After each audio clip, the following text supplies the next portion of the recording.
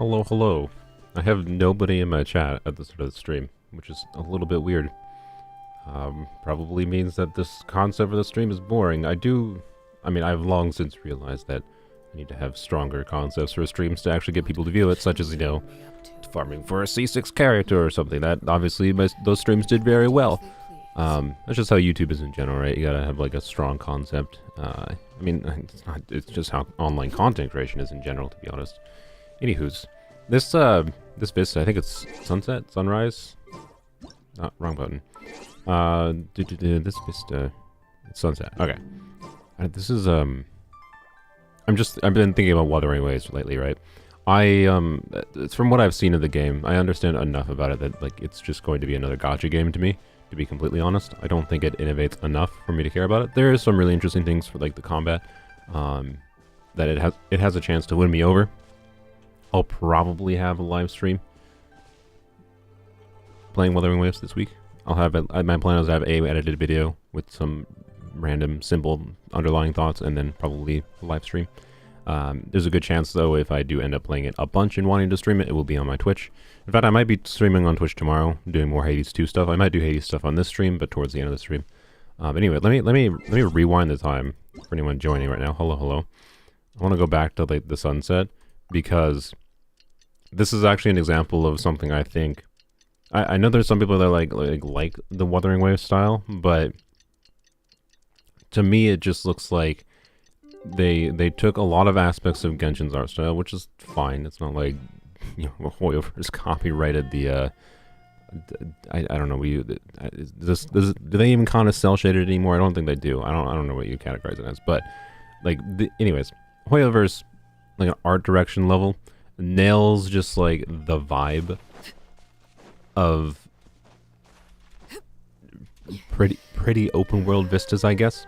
So, there's all the time in Genshin I do genuinely feel like moments like these where I came over here to just get a random screenshot because I'm like, hey, I want to be on top of a mountain to get a screenshot.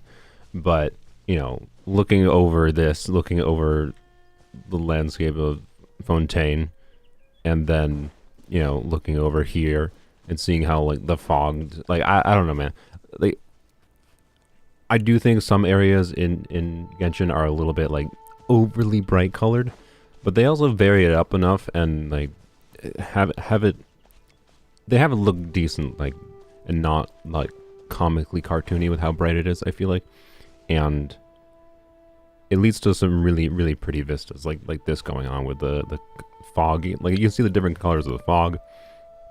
Those are the sun, it's just fog light simulations, whatever. I don't think they're doing anything hardcore, but it looks really nice is my point, and I feel like Wuthering Waves is not going to nail that for me, is all I can say. So, anywho's, will I play Wuwa, or already did? No, I did not, because I don't even think I applied. I don't know, maybe I did. I don't think I applied for the beta. And, so, no, I have seen a good bit of it about it because I wanted to be, a little bit informed coming into it. What was my expectations coming in? Should I actually be excited about this being an innovative gacha game? And the answer is no. I'm not that excited, to be completely honest. It's a gacha game to me. And I have many, I'm saying this many minis because I have this, like, unironically, for every mini I just said there, I probably have a game I could attribute to at that mini. Like, there are so many freaking good games that I could play. And like, Wuthering Waves, I'll be honest, like, it's doing some interesting things. And there's some interesting things in the one planned edited video I already have some notes down. Like, one interesting thing in the combat is, like, they're not insane. They're not insane like Hoyoverse, wherein, there's a server check for swapping characters when swapping characters is one of the core mechanics, and they also have more baseline things, to be clear, that incentivize swapping.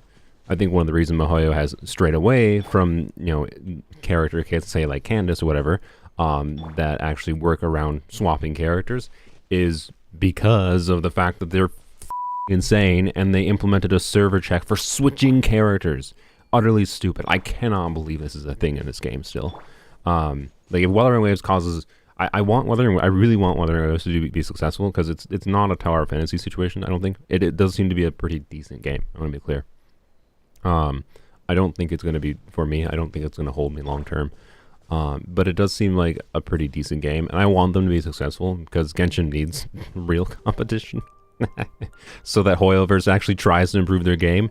Like, and the number one thing I could say, if I'm going to point out a specific thing that I hope to Hoyoverse changes, make it, for the love of everything, so there's not a server check for swapping characters. Like, I can get on a game design level why the cooldown exists. The cooldown causes frustration. The weirdness with, like, you know, you switching to a short model character and then, you know, let's see if I can actually get it to happen here. No, we couldn't have it happen, but like, you'll have situations, right, especially in Abyss, like against bosses, where like you get stuck under a boss with a shorter model character, and then you can't switch to the taller character. Like, it's so stupid. So, anyways, Ghost of Tsushima is now on Steam, so that's going to be the next game. Yeah, see, exactly.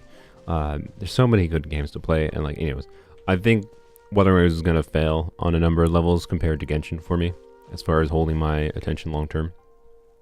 Because like I know what I like about Genshin and how it has succeeded in holding me long term, and I don't know. We'll see.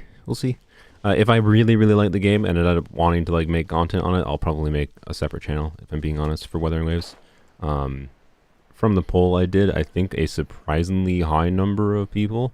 I think the last I checked the poll, and interesting though, actually not even last I checked, the entirety of the time I checked the poll.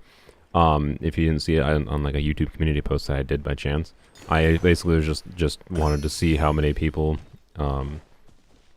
it is meant to just like be reflective of the general Genshin community, but technically it's more reflective of my audience, to be clear.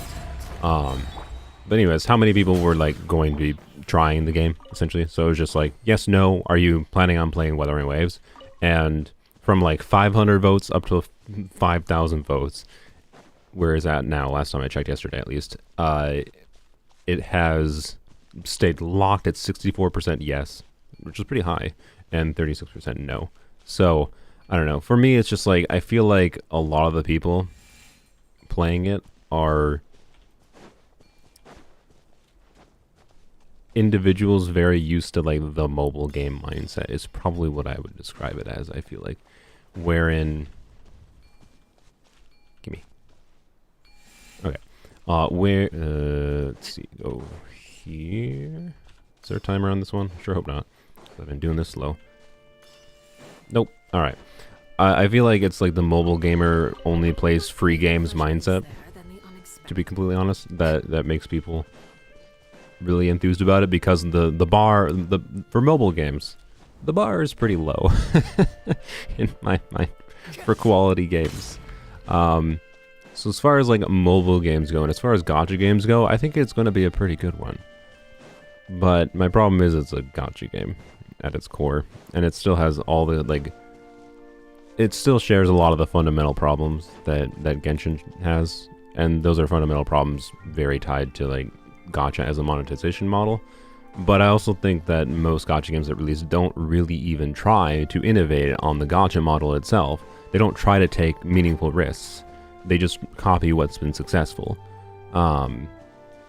And that leads to this like nature of like the gacha model never changing, because all the companies making them are just, you know, they're not going to take risks on the obvious money-making parts of the gacha model, basically.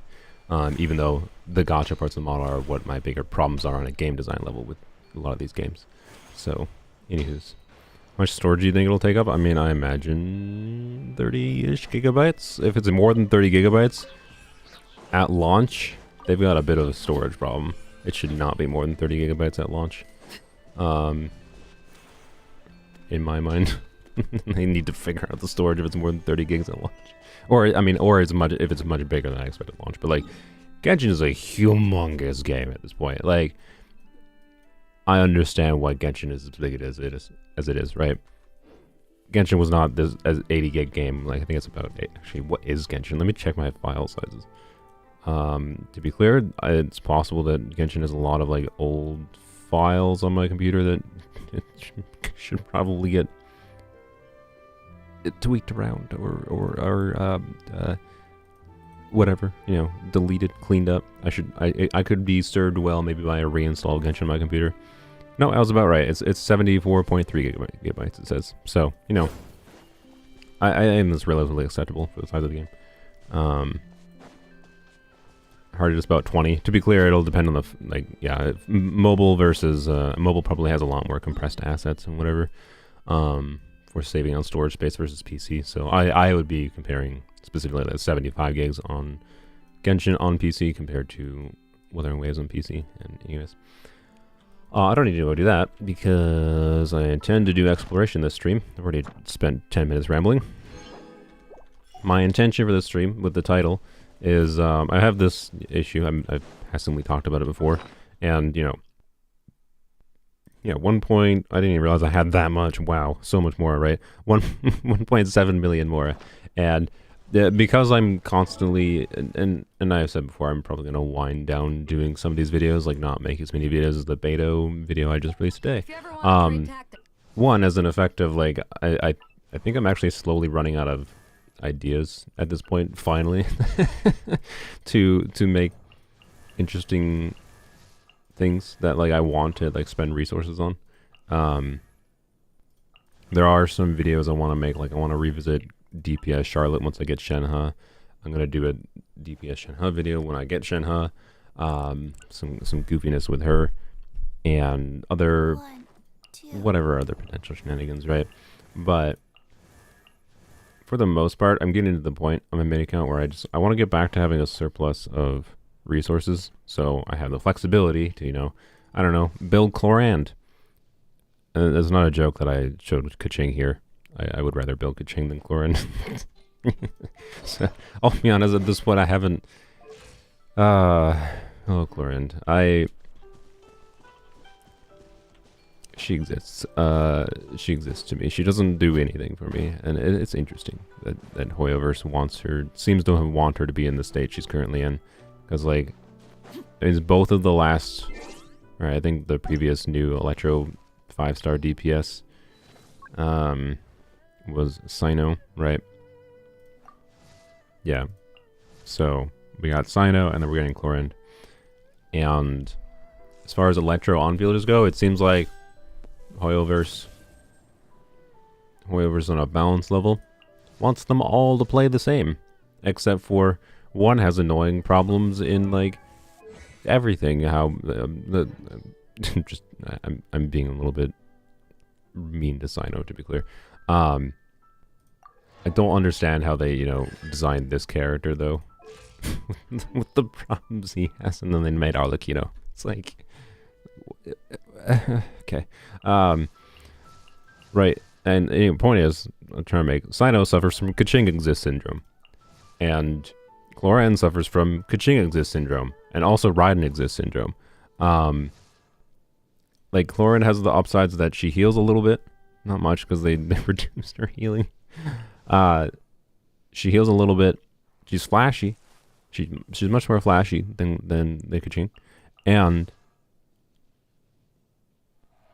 she's easier to build because she has like 40% free crit rate, right? Other than that, as far as like the teams you can use them in, I think Kaching has a little bit more interesting teams in some ways. Not really crazily different though, and I don't know, man. Like she doesn't do anything new, right? Whereas like they did an amazing job with Arlecchino in making her feel relevant as a new Pyro DPS, and feel very versatile in the ways you can think about using her. And then Chlorand, they're just like, how about we make another on-field Electro DPS that wants to aggravate?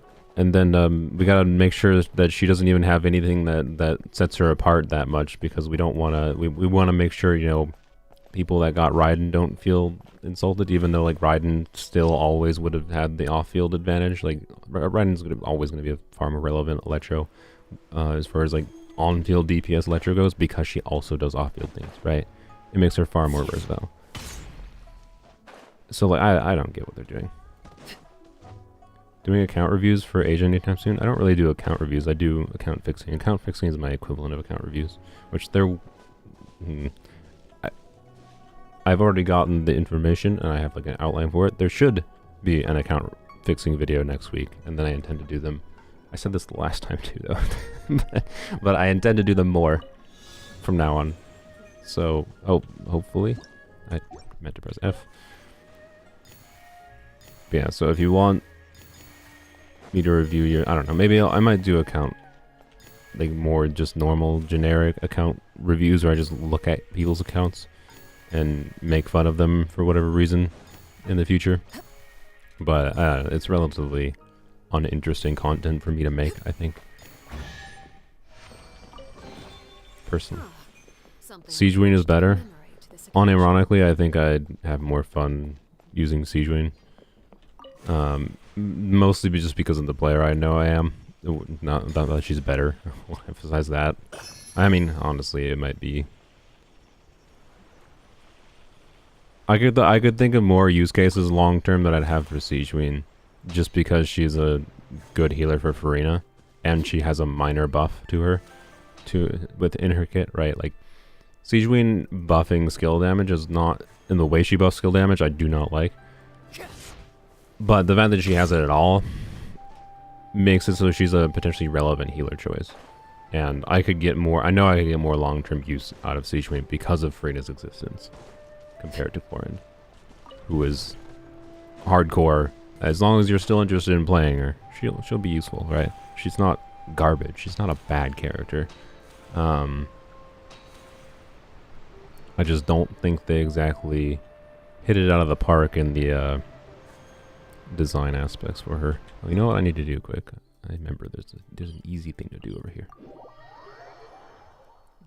Did I see Hades 2? I think I want to play Hades 2 in this stream. So my goal this stream is actually not just to aimlessly wander around. Well, I don't know. Maybe I will just aimlessly wander around Trinity Vale. The reason I'm doing like trying to just explore more on my main account is because I don't expect this will happen anytime soon. But I went from like 10 million more to now I have about 20 million more on poems only in the progress of the grind for Seasons Volcano, and that was with a lot of questing. And a lot of exploration. Just a lot of crap in general, to be clear. It's just sitting there? Okay. And I don't expect, you know, in the 2 weeks that I got 10 million more on poems only, I'm not going to do an equivalent number of grinding on my main account. But it is like enough more that I can, you know, and heroes what's notably. Like I also got like 800 heroes, which is something absurd. It is enough more that like it can justify building extra characters. If I just explore more, right? Also, you know what I should be doing if I'm exploring? There's a useful character in the game. Let's see. Let's just use this team. I can use Arlecchino for her nice brainless killing of everything, and the Burb. One is fast on. Oh, frick! I didn't deploy it. God dang it! If the level 100 rumors are true, I mean, yeah, that's true. I will also definitely need the more if the level 100 rumors are true. Where? There it is. All right, I believe in you, Cloud Rotator. Let's see if we can get up here. There's probably an intended easy way to get up here. I understand, but I refuse. See, just get the 5-star character. Easy. Is this a quest? No, there's no quest marker. Okay. I still don't get why they would level 100, because it rebalances things in the game. Like I think it would rebalance things in the favor of not feeling like you need to pull for as many 5 stars. There would be more avenues to increasing your damage that are just, you know, grinding out more heroes. It's more Mora, right? I sincerely hope, assuming level 100 is true, as I said before, that, you know, they tweak things around a little bit. Notably in the aspect of rebalancing certain things, but we'll see. I remain cautiously optimistic about the idea. I feel like they would just scale up enemy HP too, though. Yeah, that's fine.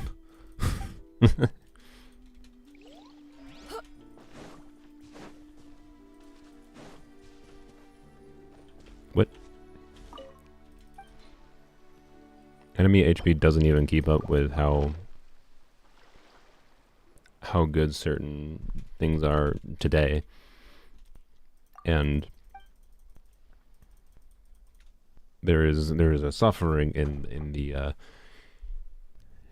in my mind in the aspects of how well transformative reaction things perform compared to how well really high performing like crit DPSs perform.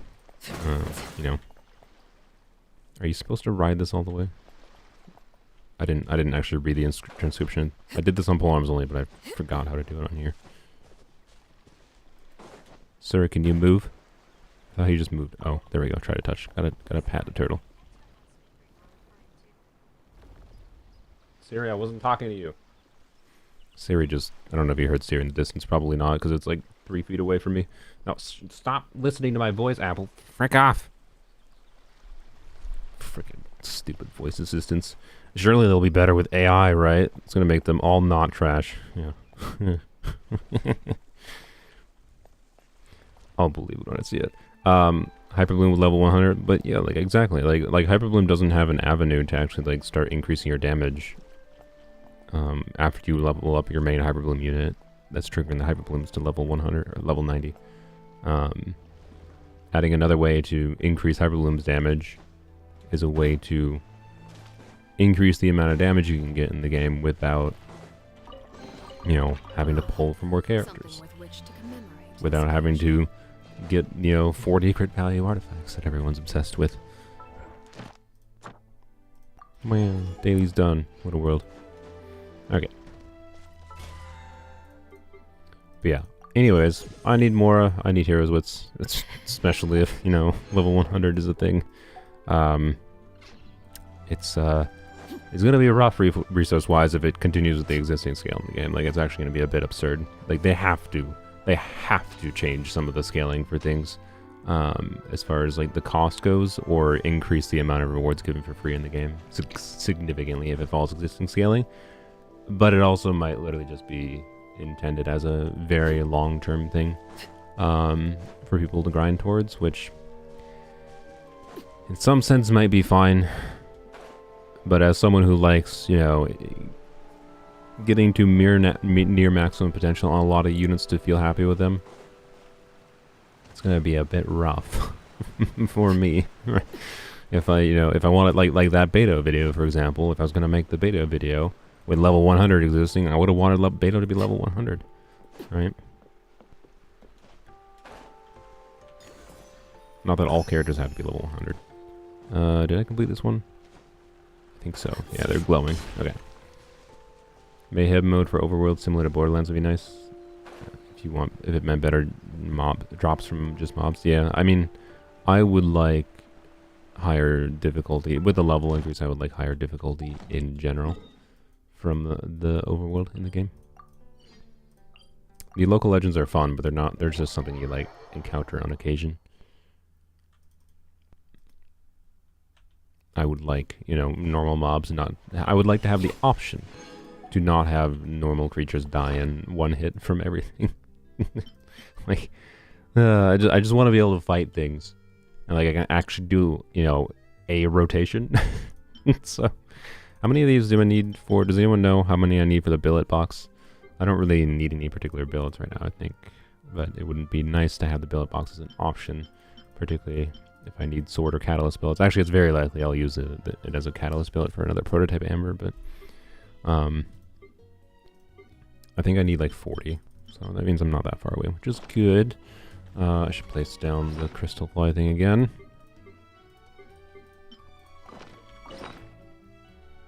50. I know it's 50 to max. I don't need to max it though. I think it's like, if I recall, it's level. Like how many is it per level? I think it's 8, right? I just did it in poems only. I think I remember. I think it's like 8 per level, and I think you need to get to level either 7 or 8 for the billet box. I think it was 8, so I think it's 40. No, that would be 36 if it's 8 per level. I don't know. Yeah, level 8 is the billet. Yeah, so if it's... Oh, no, it's 5 per level. Yeah, it's 5 per level. No, not 8 per level. I don't know why I thought it was 8 per level. It's level 8 is the billet, 5 per level. I need 40. So that's good. I already have, you know, more than half that I need. Oh,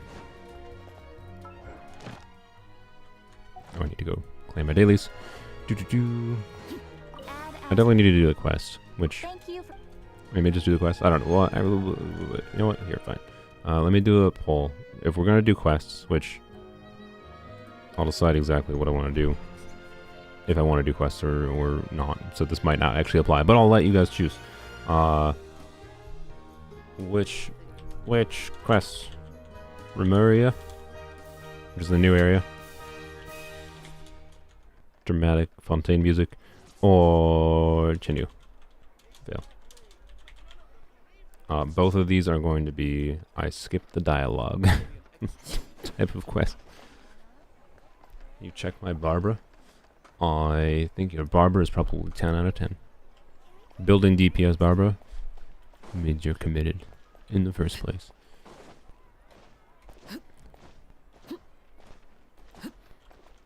The new area, and I'm talking about questing, by the way. So whether or not we want to do like the quest here to try to finish this, which I might be able to do this stream, and well, honestly, either of these are going to be tedious enough, and the intention would be to get distracted with exploration along the way, to be clear. So I don't know if I'd actually finish the quest this stream. I tend to also ramble off as I do, and yep. Not to mention is I do want to switch to Hades, because I have not played Hades 2 all week. I'm just busy, and I really want to play Hades 2, especially if I'm going to be busy playing Wuthering Waves this week too. So, you know. Anywho's.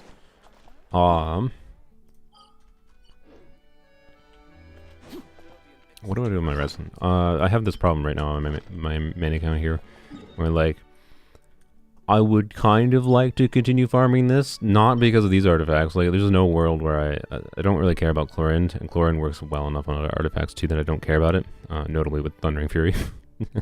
So I don't care about for Arlecchino, I don't care about it for Chlorine. So like, I just don't care about these artifacts, to be honest. What I do care about is the burning artifacts. I do enough shenanigans with Burgeon and Burning. I actually want some of these artifacts.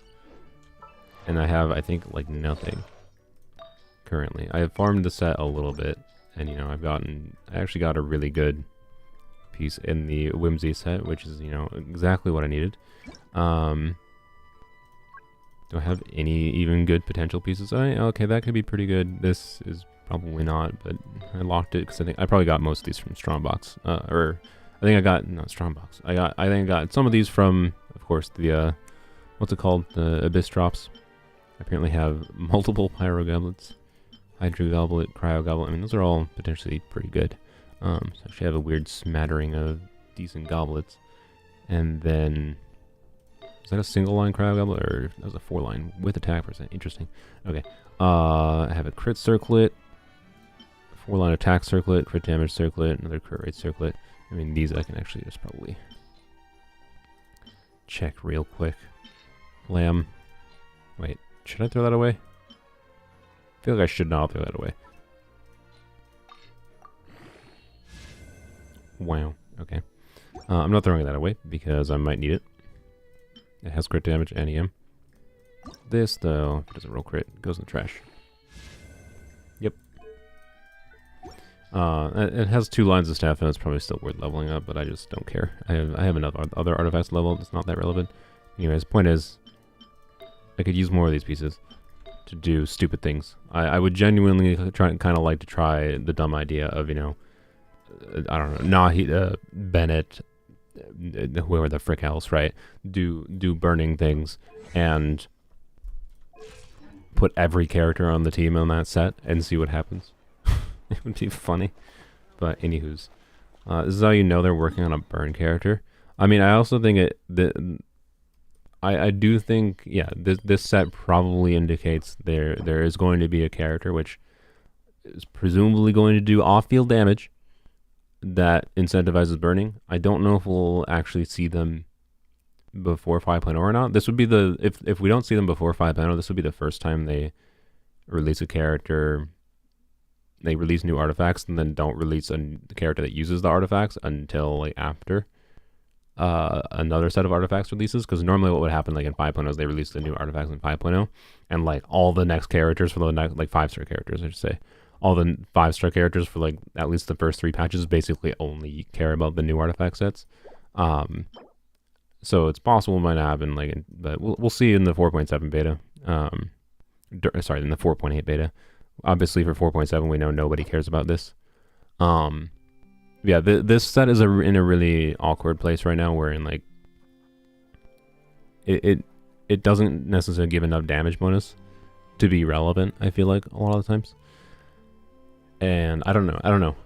It'll be interesting to see. I sincerely hope what the character that, if there is a character they're planning, I hope it is an off-field dendro that, you know, therefore they can be useful just in a generic off-field dendro sense, because like I think there's room in the game for having an off-field dendro. There's plenty of room in the game, an off-field dendro option that, you know, applies a little bit less dendro but a competent amount of dendro to compete with Nahida, and then, you know, has whatever in their kit that might incentivize burning, but you could also just use them as a dendro applier, and maybe they'll be relegated to single target dendro versus Nahida's AoE dendro. That'd be fine. But we have like nobody that even computes. So anyways, this set is interesting in the fact that it works on field and off field, and I feel like a character that could actually be designed around it could be interesting as well. We'll see what happens in 4.8 is all I can say. So anywho's, what's the vote? The vote is 55% Chenyu Vale, 45% Remuria. Alright, well, it's also slightly, well, anyway, I'll let it sit there for a little bit. So anyways, the question is, what do I use my freaking resin on? I should probably just use it to farm heroes, to be honest. To build, how many, oh boy, it's the new patch is only like 2 weeks away, isn't it? Yeah, a little bit over 2 weeks away. Oh, okay, I'm gonna be boring and do some like mental math quick. If you get like, what do you get an average of per, you know, you get an average of 9 heroes wits, and 6.5 of these times, so you get an average of 13 of these, which is equivalent to, I'll just keep it simple, say 3, that's 3 more heroes wits, so the average is 12 heroes wits per condensed resin. So we're talking, if I spend, I'm trying to just outline a plan for like Sethos, for example, assuming, actually I don't even know if it, like, I wanna like, it's a unit that needs to be level 90, and I hate that, because like I know I'm only gonna use him very short term. I don't think I'm gonna use Sethos long term. He's not that good. I think he's gonna be fun, but he's not like necessarily worth the resources. This game has such a problem in like actually like being trapped forever in feeling like it's terrible to waste your resources on less valuable units, but I do it anyways because it's what I have fun with in the game. It's fine. I don't know. Sethos has interesting things going on. I'm pretty confident I'm not going to use them long term.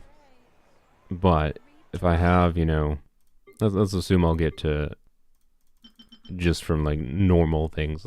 Actually no. Let's assume I do some like questing and I get up to like 300 heroes wits, right? From just doing gameplay and, you know, whatever is left in the rest of this patch as far as I get from non-gameplay things. I don't know, right?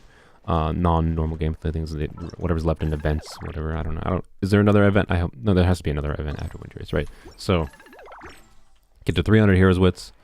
If I can get 40, that'd be approximately like 50 heroes wits per day with 4 condensed resin. Technically 48. 48 heroes wits per day. I only really need to do 2 days worth of heroes wits to make sure I realistically have enough for Sethos, but I also want a surplus past that. Plus, I am actually relatively inclined to build Kaching. So, do you want Raiden and Kaching to glow? I discovered that glitch. What do you mean? What glow? What? Describe glow more in detail.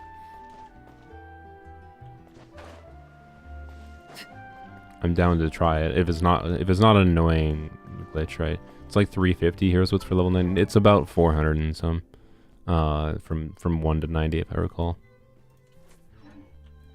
400 is the number I remember in my brain, but I think it's technically like 417 or something. I'm down to make Raiden and Kaching glow. But I want it. What's the method? Place Kaching skill and use Lyre and Seal at the same time. She should glow. Okay. Seems doable. Should I make it dark? Where's Kaching? So swap out you. There we go. Something's come up. I've never seen her animation entering before. Very good. Or I might have seen it once before, but not recently. Okay, let's make it dark. Wait, the light's gonna be a problem here. Street lamps. No, it's fine. We got plenty of darkness. Alright. Need the harp. Harp. Wait, lyre, sorry. Use lyre and skill at the same time. Okay. So place Kaching skill.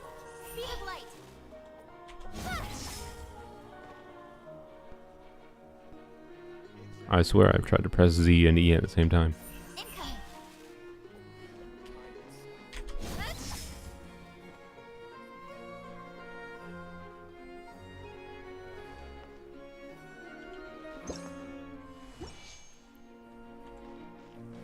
Wait, you don't have the other lyre? What other lyre? If it's from an event, like, guys, I haven't played since launch. If it's the one from the event that was very early on, then of course not. I started playing 2.3. I'm not that old of a Genshin player.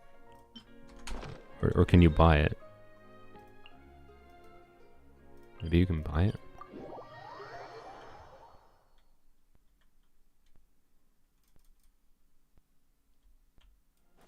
It's it? It's it? It's not? Oh, it's not patched. Oh, okay.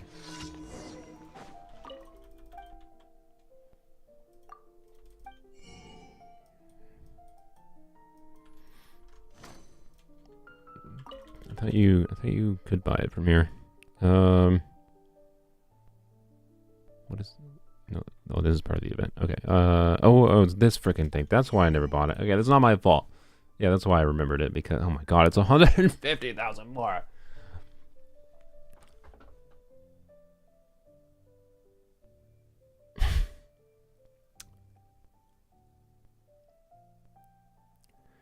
I hope you know why I'm annoyed at this, right? Like, I literally have been talking about how I titled this stream something along the lines of I need frickin' Mora. And you come into my stream and are like, hey, spend money. Like, it's not an insignificant amount for just seeing her glow for half a second. Wait, it works on Raiden. I think I can, if I don't have it on my Polearm account, I can go do it on Polearms only. Isn't it the new event? Wait, the new trombone thing works instead?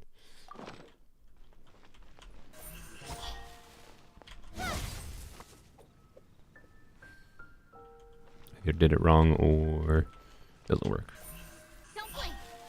But does it work on Raiden? How do you do it on Raiden? Oops, I just let that expire. Frick.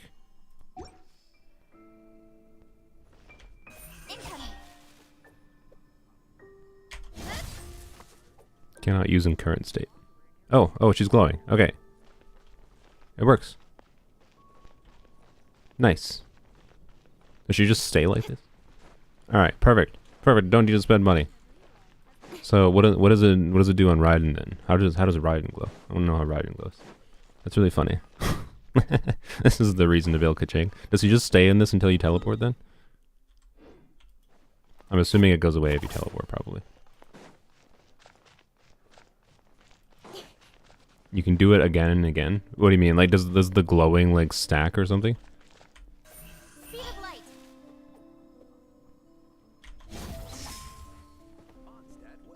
It doesn't seem like it changed. Seems like the same luminance.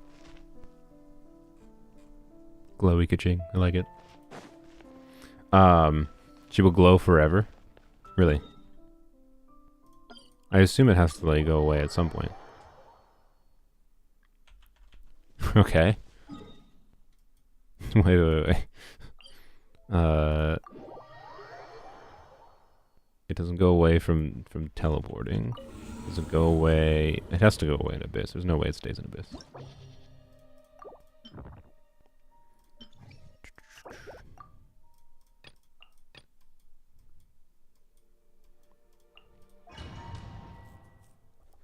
Raiden, Dia. Oh yeah, swap character, duh. Okay, no, it's gone in here. Alright, yeah, that makes sense.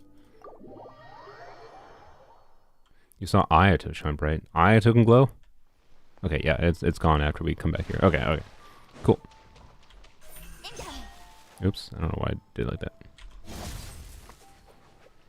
Nope, goofed it. Goofed it.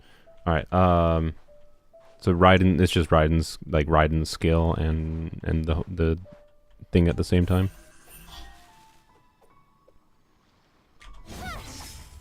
God dang it, frick. The timing is slightly, I think you have to press one slightly before the other.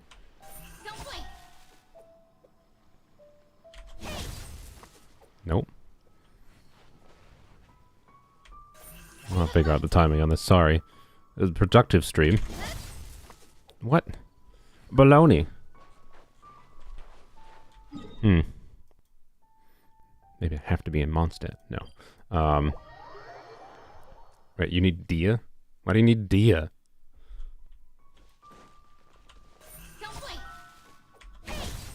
Oh, I didn't have the horn up. Peak Genshin experience, I know. I'm not even out of resin. I just haven't even spent my resin. Frick, go glow, lady.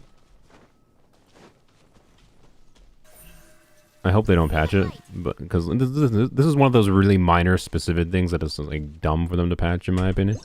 Whoops. But they probably will, because Hoyoverse hates fun. Frick! Oh, it said 48% to 52% now, that's funny. Okay. Why am I so bad at getting this? What in the world? Okay, so why do you need Raiden and Dia? It's Z then skill. Okay, okay. No, I definitely pressed Z then skill there. There we go. I got it. Okay, okay. Oh, okay. You definitely know you got it when the thing pops up. I see. I don't think it popped up before when I got it, but there we go. All right, glowing ka-ching. This contributes to firing more for sure. I mean, technically it does because we found a way to do it without buying the lyre. Anywho's, yeah, it will probably be patched knowing Hoyoverse because, you know, Hoyoverse hates fun. But I don't know, this is genuinely like just a cool, funny glitch. I like it. What does it look like with Bloom off?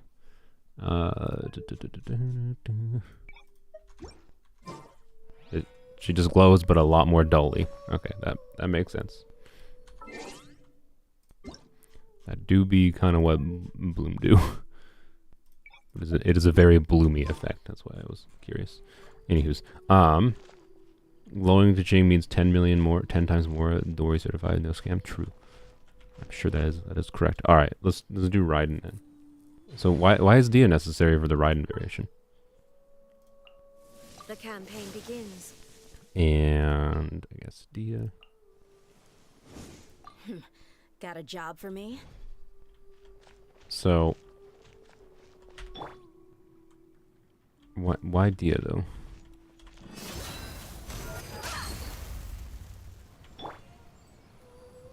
There is no escape. Nope, I failed. Oh, Dia can glow as well. I see, okay. Fuck. Oh, sorry.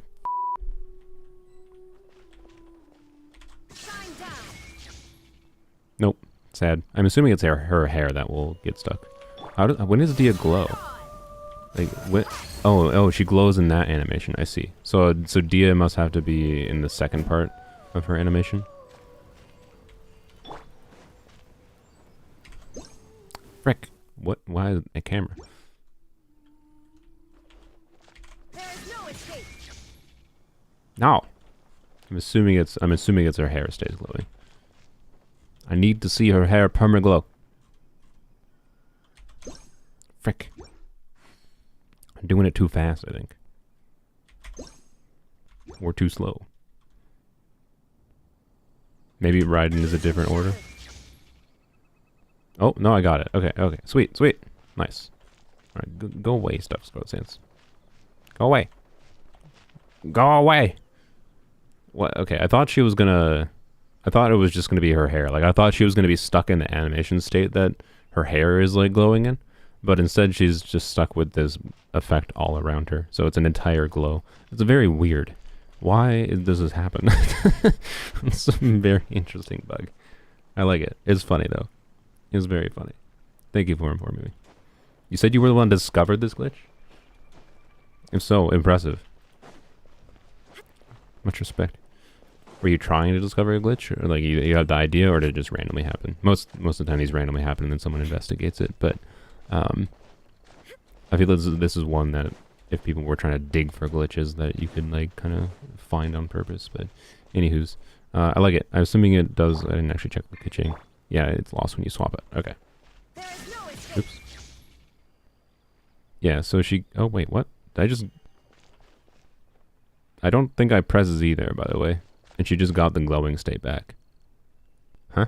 How did that happen? Wait, so can you just resume the glowing state somehow by just... Okay, that's interesting. So, once you get the glowing state on Raiden once, you can swap out, swap back in, and just get the glowing state back. Okay, that's funny. Here, let me turn it back to nighttime.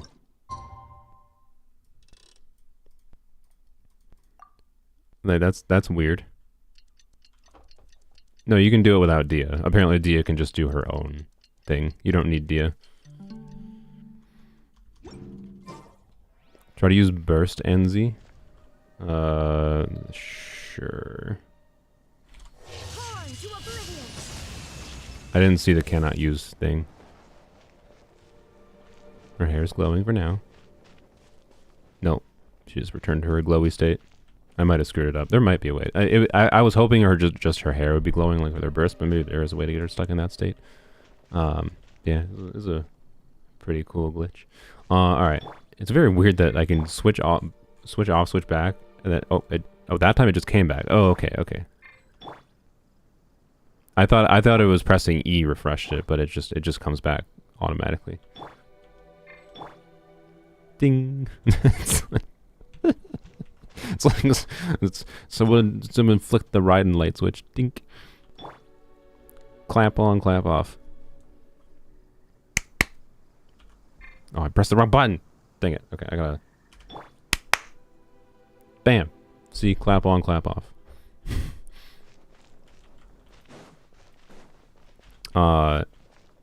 People probably don't even know what I'm referencing.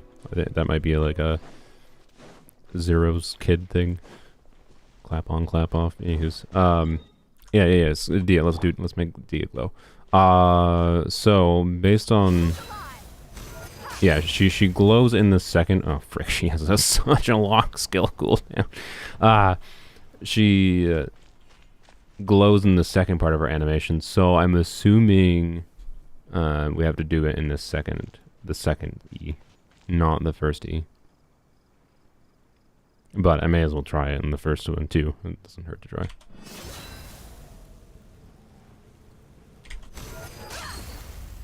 Dang it.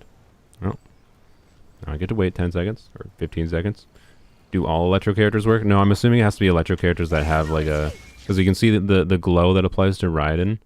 I think that this is a glow that happens very momentarily in her animation state when she's pressing her E. It's the same thing like you see, like you can see Dia glowing, right? You can see Dia glowing slightly when you do her second E. So it's getting stuck in that state, right? For whatever reason. It's a very odd bug, but that's I think what's happening here.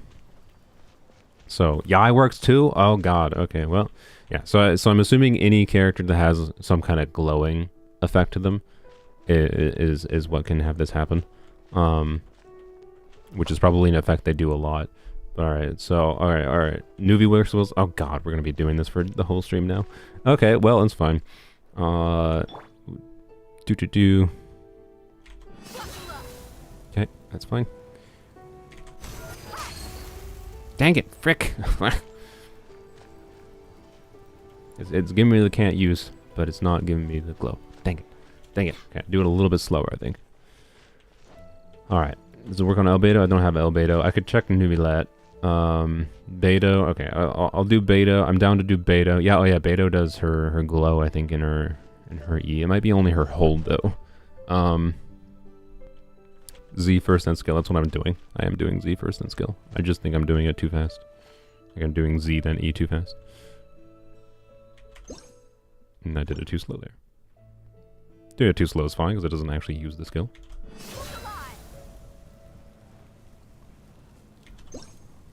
Break. Come back, come back, come back. Come back. Dang it. Get people to join in so it's faster? Sure. And the world is open. The UID's in the bottom right corner, so anyone on NA can try to join. Kazuha also works? Oh my god. Alright. Oh yeah, I can do other characters when the cooldown. Alright. So when does Yai glow? What is this team, by the way? Candicino? Okay, I'll remember that. That's what I named I have dubbed the Candace Arlecchino team Candicino. I like it as a name. What was I gonna do? Oh yeah. Whatever would And you then, do without me? I guess I don't have Ayato. Someone mentioned Nubilat. When does Nubilat glow? Perhaps we could take a walk by. If it's only in their burst, I'm not gonna do burst.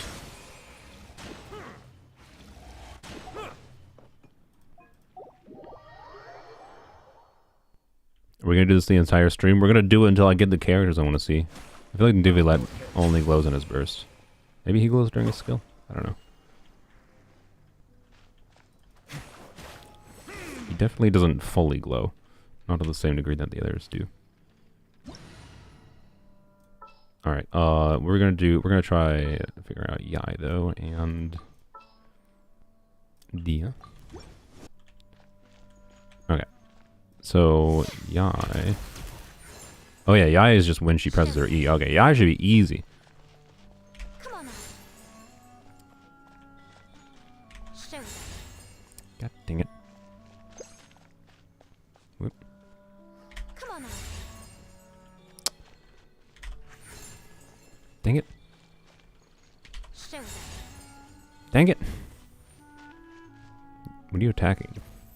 Oh, the fruit. Yes, good job, Yai. I will get this. Freaking. Dang it. Ah! Nope. Trying to do a little bit slower. Come on now. Why am I so bad at this? Oh, I got it. Okay, nice.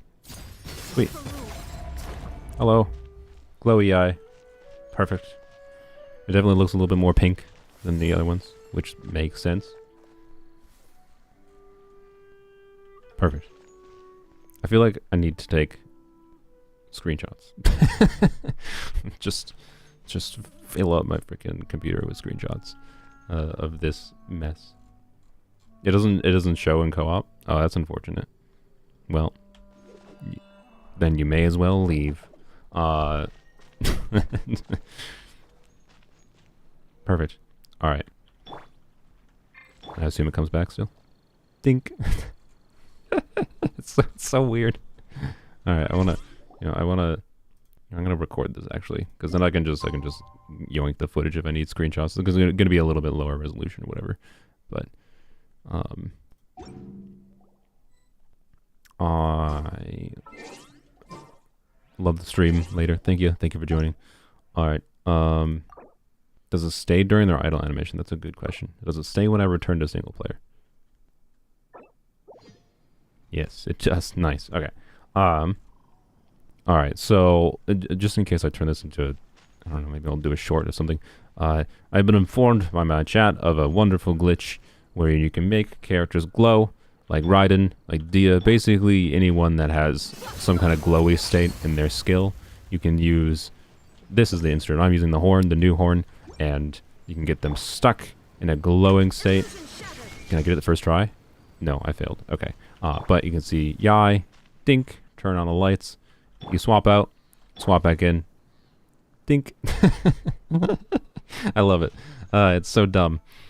So yeah, I'm messing around with a bunch of different characters here for the next 12 years. The Ayato one, dear God, does he shine bright? I kind of wish I had Ayato now. If only I hadn't lost the 50-50 to Ayato twice. To be clear, neither times was I trying to get Ayato. I think it happened. Anywho's, would Fischl work? Maybe, I don't know. Anywho's, we gotta get Dia. Dia's the annoying one. Cause, you know. Yeah, I think it has to be the second E. Dang it, frick! Okay, yeah, we can try Beto. Yeah, Hoyo's definitely gonna patch this, which is why we gotta mess around with it now. I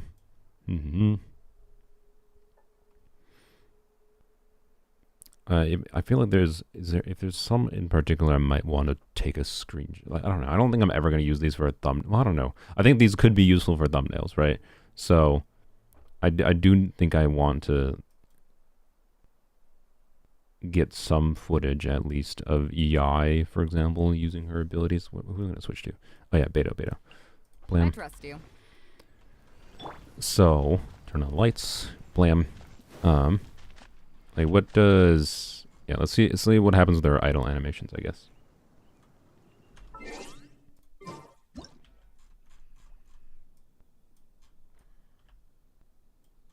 Do your idle. Do it. I dare you.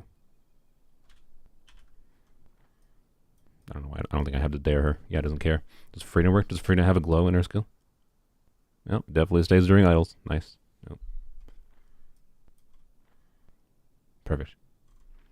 Alright, so I assume it stays during burst too, right? It's like, that's something I want to see. Right now. Emerge. I like how it turns off briefly during her skill. Wait. Wait. Doesn't her skill normally put her into the state? Come on now. I like how now her glow slightly turns off. Right It here. seems like it turns off. And then it turns back on. Think. It's so funny. Alright, Yai is my favorite one so far. Definitely zero Yai bias. Okay. Wait for the animation to go away. For the stupid Kagura's buff. Alright. And Nothing lasts forever. yeah, I think she was glowing when she doesn't normally glow. So, you know, I would let you in, but I don't think we can see it in co-op anyways. Yeah, does Nuvilet work? Is there confirmation Nuvilet work? I'm not trying to make a thumbnail, I'm just trying to think I might make a thumbnail in the future. The pleasure is all. Alright. Let's try Dia.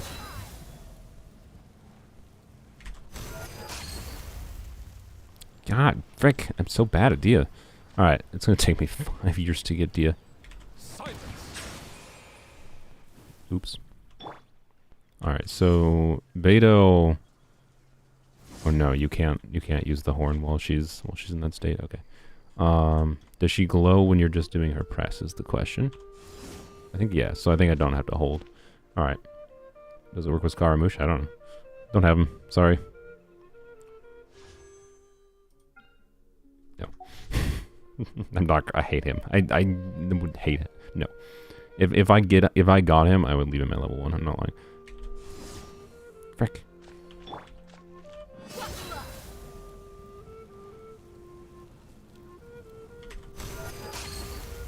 I don't know why I had to think so long before I tried it. Okay. Also, it's not nighttime.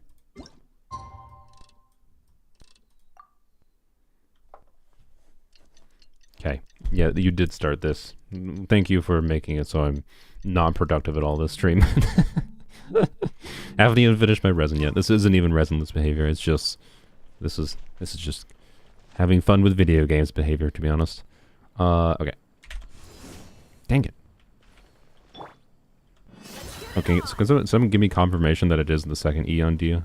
Or should I be trying to do the first E still? Dang it, frick! Okay, I gotta like use EI to figure out the timing, I feel like. Although, I have to undo her state to figure out the timing. If you remove her from the party... Right, and then add her to the party, does it still Does it still? Oh yeah, I forgot about the poll for Remuria versus. Remuria versus Chen Yuville is exactly 50-50, which is perfect. That's exactly what I wanted. But we might not get to Remuria now. Whatever Just would saying. you do? All right, does it come back on? No. Okay, that makes sense. Good. So like, I want to use Yai to practice the timing, right? Because she has infinite ease. Show them. No. Okay, so that was too fast. It's like Z this. No, that was too slow. ZE. Nope. ZE. Come on now. Nope. Show them. Nope. Come on now.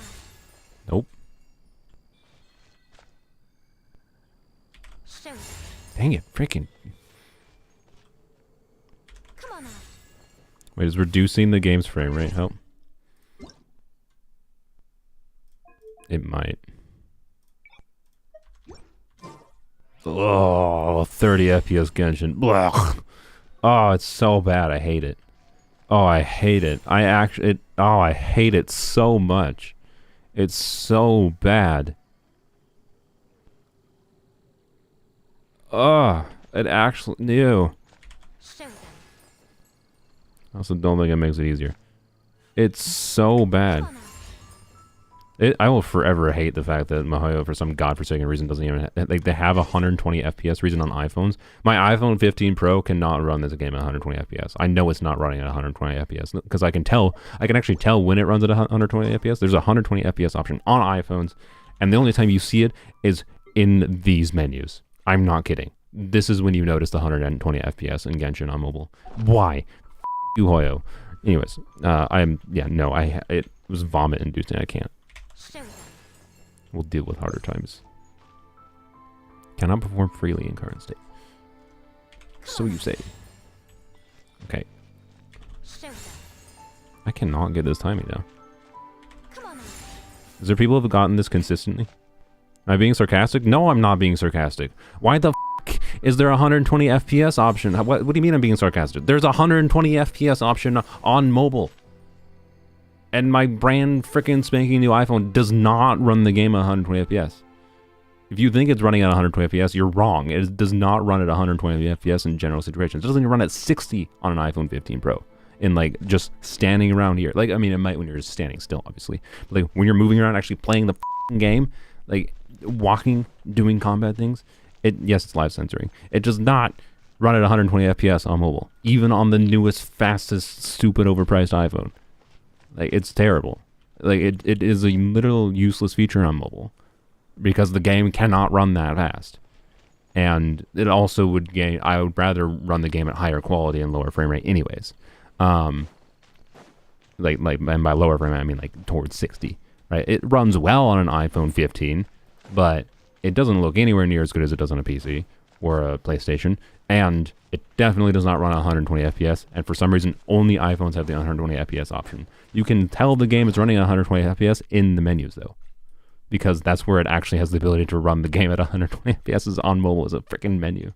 So, anywho's, the layer works super well. It's just maybe 15 Pro Max. It is a 15 Pro Max. It's the same CPU. It is a 15 Pro Max. You need me to plug in my camera to show you I have a 15 Pro Max? Also, it's the same CPU as a 15 Pro. It doesn't matter. It's the same exact freaking phone. The iPads might be slightly better because the iPads have the M series chips. It doesn't matter. It's the same. It's the same thing. It's dumb as that mobile has 120 FPS and this PC version doesn't. I don't understand. Like, they've done it, like, kudos to them. They've like consistently, like, not, I shouldn't say consistently. They've periodically, that's also wrong because that implies a period. They've occasionally done. We're just okay. I hate that I'm spending this money, but whatever. Great. Officially made less money than I'm gonna get in this stream. Perfect. I swear to God, if this doesn't work better and I just wasted more, I'm gonna be a little bit annoyed. Show them. Come on now. Sure doesn't seem that different right now.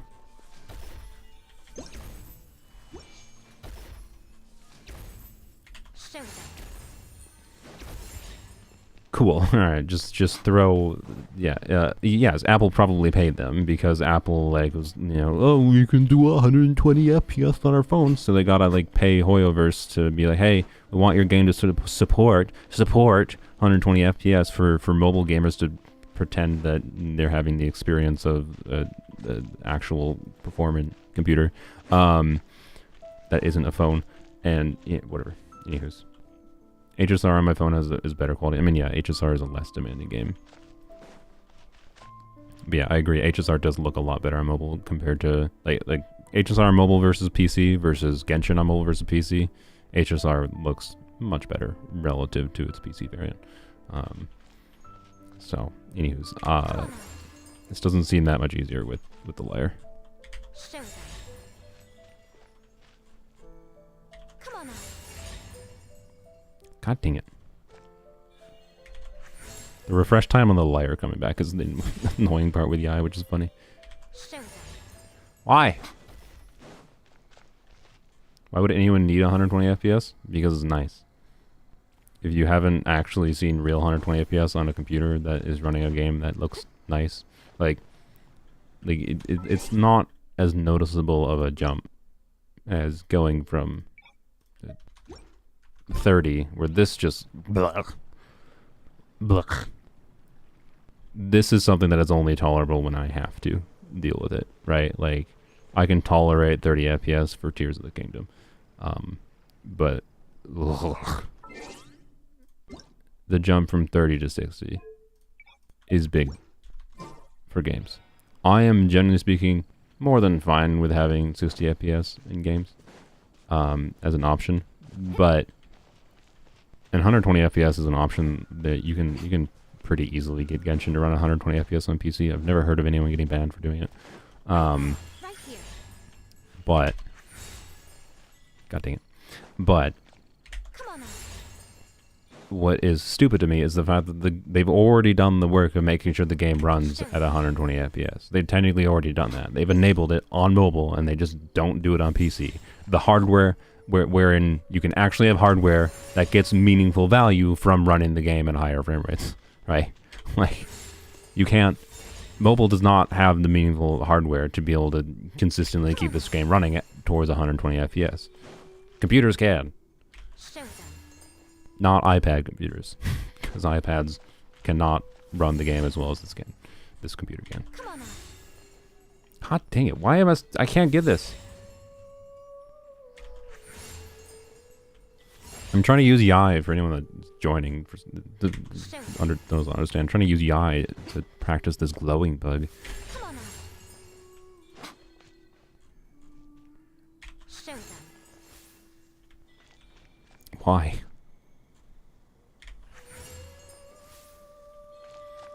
I was asking about you being sarcastic because I can't tell the difference on YouTube. I get like that people can't tell the difference between sarcasm. I just don't get why you even would have thought it was sarcasm at all. Like, what about my statements indicated anything? Like, do you assume I'm just being sarcastic 100% of the time then? Like, I'm not. I do try to say when I'm saying I'm being sarcastic for you guys, like for anyone like you. Like, I get it. But I don't get why you would... I just don't get why that's like a default question. That's my confusion. I was talking about a specific thing that is a difference and ranting about a specific difference between mobile Genshin and PC Genshin that doesn't make any sense. I don't understand where it would even have made sense for me to be sarcastic in that instance, basically. But I don't know. I guess if it doesn't make sense, why it doesn't make sense on my perspective is because you might not understand sarcasm on a level of even understanding that it wouldn't make sense to use sarcasm in that context, I guess. Like that's kind of my confusion, right? But anyway, it's fine. It's just communication things. I do try to say when I am, like, after I make some kind of sarcastic comment or whatever, I've been trying to make sure, can I ever get this? Trying to, indicate it. If I go on an intentional sarcastic tangent, I try to, like, say that's sarcasm at the end. Come on now. Show them. Obviously, I don't have the ability to necessarily in live flavor mark my statements as sarcasm for things that are just passive snarky sarcasm. Show. That I can't really do anything about. That's just ingrained in my brain at this point. But oh my god, I can't get this. I swear to God, the liar is worse. I just spent 150,000 more to do something that does nothing. Ugh. Come on now. Yeah, I don't think there's any difference between the liar. There's probably no difference. I'm probably just bad, right? But I don't think there's any difference between the liar. I think what has to happen is I think there might be a problem here in server checks to some degree, because I think what has to happen is like, I don't know. No, it's probably not a server check. The animation itself is not a server check, I don't think. But activating the liar might be, right? So it might be a awkwardness of trying to line up the activation of the instrument in like activating at the same time as when the character is stuck in a glowing state. So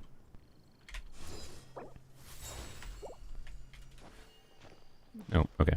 So it depends on like how long of like the animation is for a character to be stuck in the glowing state for. Right? That's my current thinking. My current theory. But I could be wrong. Dang it. You also have to activate it, you know, before it goes into that screen. Dang it.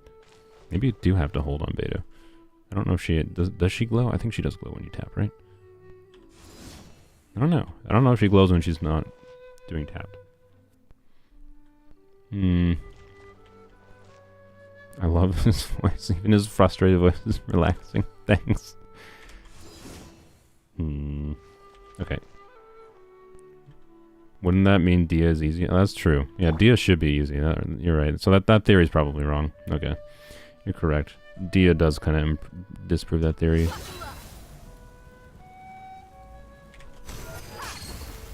Dang it. Frick. It's...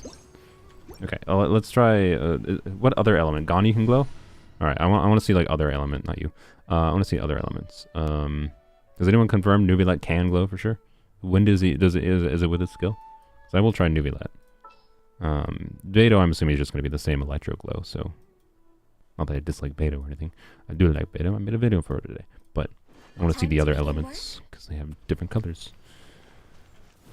It's probably during the burst. Okay, I'm not gonna try to get Nubilet to glow during his burst. Nope. Okay, yep, you definitely glow during your skill. Okay, good.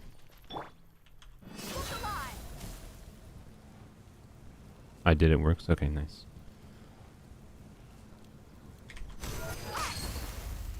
I understand sarcasm. When I said that, at that point, you were just saying you. You? What was it saying you?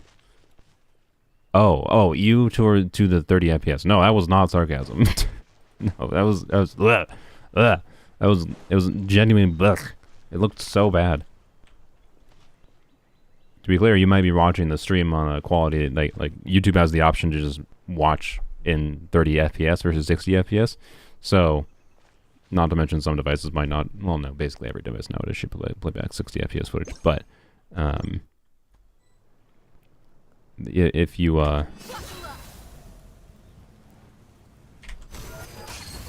dang it. Also, it's not my time.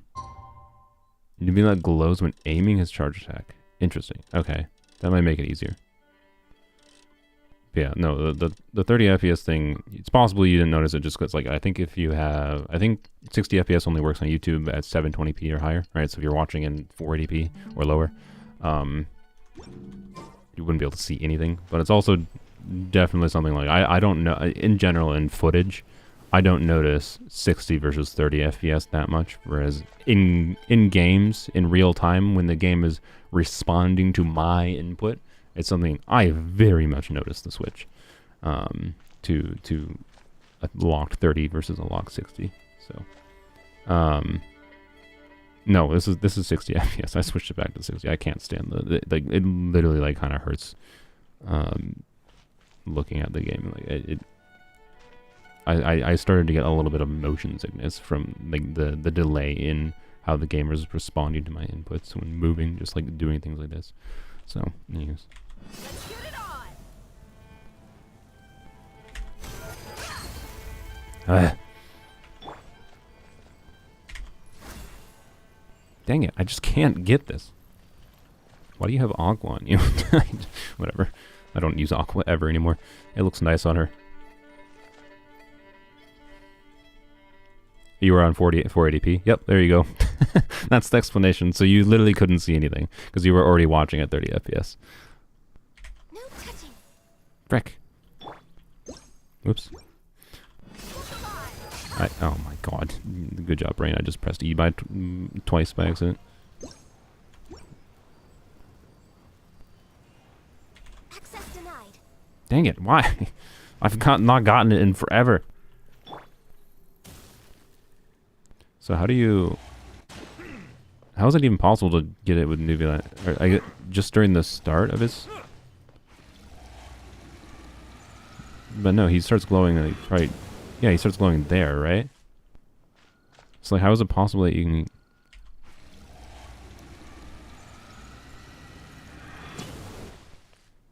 No.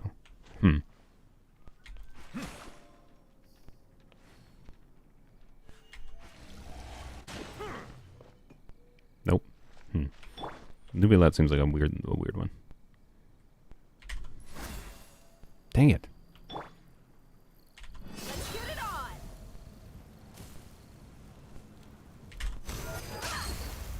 I just can't. I just can't get this anymore. Show them.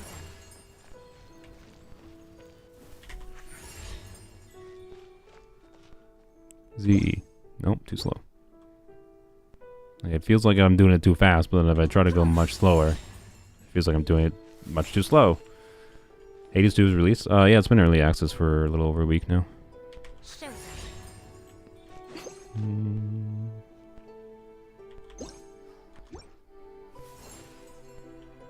Emerge. Right here. Emerge. Trying to see if for some reason being in a walking animation state makes it easier. Oh wait, no, it just doesn't let me use it while walking. Okay, never mind. So that probably doesn't work. Probably have to be standing still. Come on now. What? I didn't get it there? I literally saw the UI pop up and I didn't get it there. What? What? Ugh. Every time you do it with Iato, he glows more? Oh, I need to see that. Let's see. Nuvula glow. Let's see if Google actually functions this time. Not Nuvula glow. Sorry, Iato glow. That's search web tools. Past week.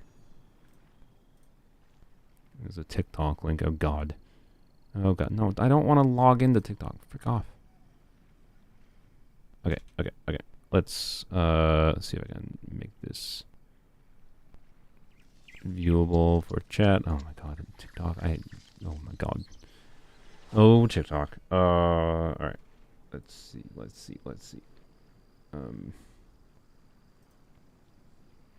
Blam. Okay, we could get those things away. No, good. Oh my god, he glows so brightly. Jesus. Look at the boy. There's the eye. It does stack on him. Oh, okay, that's perfect. Alright, I love it. I genuinely would have been the best thing I could have ever gotten out of Iato, having Iato on this account if I had him. Bro, I'm telling you, Hoyo intern past shit live. It kind of feels like that.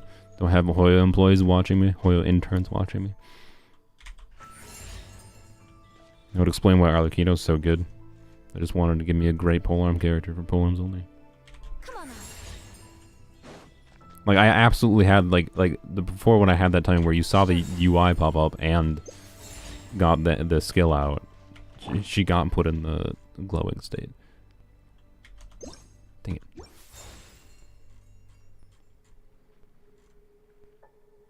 Works with other instruments. It probably works with all instruments. Born of ice and frost. Dang it.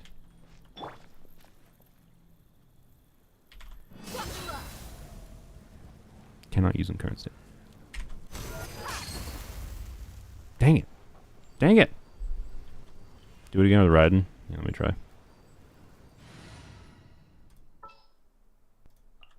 What is the situation? I don't think it works with all of them. But, I mean, someone said it worked with the liar, so I don't know. There is no escape. Nope.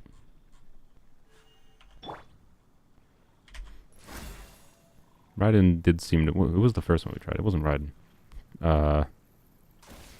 Who was it? No, was it Raiden? Was it Raiden the first one I tried? I don't know. Come on out. Show them. God dang it. Why can't I get this anymore? I just want to see it on Dia. Let's get it on. Dang it. Ka-ching. Oh, yeah. Ka-ching. Da-da-da. My god, a god among the gods. The glow shenanigans have been going on for 40 minutes. It's been 40 minutes? Oh, God. Good lord. I haven't even gotten it. Gotten it. I haven't even gotten it in like 20, 30 minutes either, I think. Why am I so bad at this? Like, I can't even get it on Yai. She has 3 E's. I'm restricted by the cooldown of the instrument. I still can't get it. Show them. I at least got some footage from Yai, which is good, but like, ugh.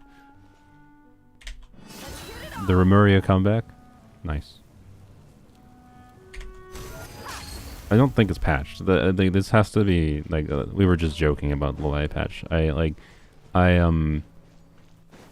think they would have to do an update to patch it. So I think I'm just bad.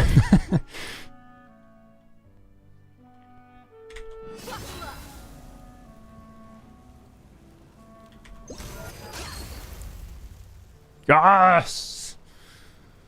Yes! Finally. Yeah, there's like a perfect delay you gotta get. There's a perfect delay you gotta get. Where in like, not, like I was doing like ZE pretty quickly most of the time. But then like if you do ZE too slowly, it just brings up the instrument, of course. So you gotta get right in between. It's pretty fine. Look how glowy she is. It's fantastic. Alright. Perfect. Give her signature weapon. There we go.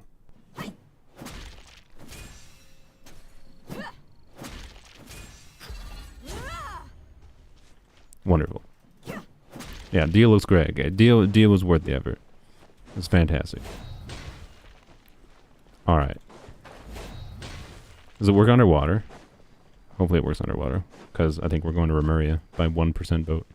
If you use E again, does it go away? Shouldn't. Nope. Well, it turns off, technically. But it's the same thing that happened with the eye, where it turns off and then it turns back on. So, yep.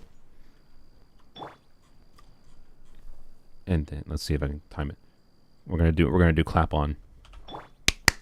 I don't know if you can. That was a bad clap. Can you even hear the clapping in my mic? I have no idea. Hopefully it's not too loud. It's a little bit awkward.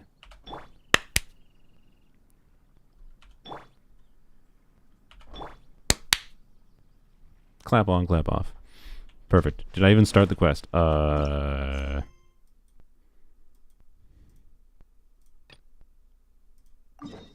Technically, yes, because I think it started over here. Oh wait, no, that is Chen Yuville. We're Remuria is winning by 1%. My bad. I think I've done more of Remuria, which is something. The question is, where is it?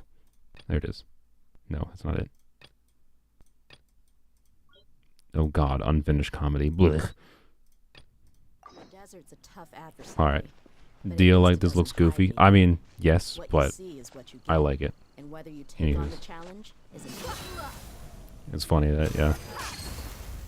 So it's interesting to learn that when they get stuck in this animation state, you know, when they're doing, like, we saw the same thing with Yai, right? Because Yai does the glow for a brief bit of her E animation, but when she's stuck in the glowing state, that E animation now turns off the glow. Same thing with Dia, right? The second E turns off the animation state. So this is also a potential way to get frames because that you wouldn't be able to get normally before because this glowing effect, even with Bloom off, right? She always has some kind of glow. So now I could potentially get like frames of footage that have her, like I could get frames of footage with Yai in her E state that doesn't have that glow or whatever, right? If I wanted that for it, because I've had that problem sometimes for thumbnails I'm making when I'm trying to get screenshots of characters' abilities, where they have some kind of glowing effect on them, and I can't like turn the effect off. So if I wanted, you know, a screenshot of like Dia as she's flipping back there, normally she would have had that glow, but this can technically turn off the glow during that animation state, which is funny. So, anyways, yeah, Dia's the Pyro Archon. She always has been. That's why she's so strong. That was sarcasm. So, anyways, good. We're gonna keep Dia on field. Do it with Captain. Who's Captain? Yeah, we'll keep Dia on field. No touching. Do want to see it from Ganyu. So we get a blue glow. Whoops. Oh, the skill wasn't back. That Dia's a bad character, right? Or do people dislike her for losing 50-50? She's definitely not a very good character. She's relatively similar. I don't know. She has more utility and interesting things in her kit that make her much more useful than Xin Yan. But like she has some interesting things. She's gotten some value as time has gone on. Look up like Nuvilat Hyperbloom with Dia. Like she enables, like if you do Dia on instructors, Nahida, Raiden, Nuvilat is a very, very good team. And she enables the burning reaction to happen on occasion, which means you could actually use the new burning set, funnily enough, in that team. And she gives Nuvilat interruption resistance, so, you know, no need for stupid C1, right? You could just get the interruption resistance from Dia. Enables vapes on Nuvilat on occasion, not like constantly, but occasional vapes. Right, so you'll see like, you know, occasional 70, 80 Ks from him. And, yeah. And provides interruption resistance, damage reduction, and instructor buff. Like, it's pretty good, right? So, anywho's, but like as a damage carry, she's a terrible carry. It is all it is. So, you know, yeah. Anywho's, I need to get Yai stuck in the state again too. Come on out. Dang it. Show them. I can do this. Come on out. Dang it. Okay, no. Let's try Ganyu. Let's try Ganyu. I need to get Ganyu because I want to see blue glow or ice glow, whatever. Born of ice and frost. Failed. Good job, me. Illusion shattered. Nope.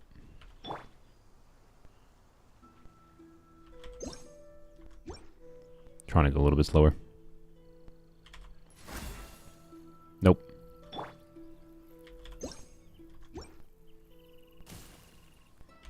This might be easier on a controller. It's because I don't have to like move my fingers. Like right now, the way I'm doing is I have like I have one finger separately on Z and E, and I'm just trying to time it like that.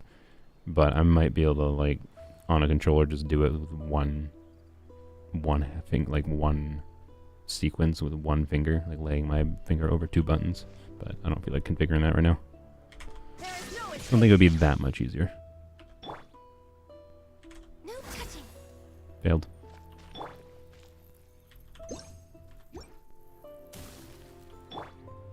No, not you. You're already glowing. Does it work with the funeral director? I do not know. I could check on polearms only though. Don't you have to go to the wheel thing? Is that why it's not working? Do I have to hold? I've not been informed of this.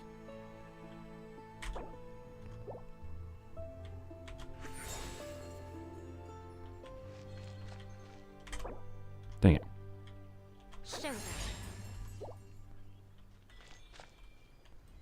doesn't seem like it. I feel like I would have gotten there. Come on now.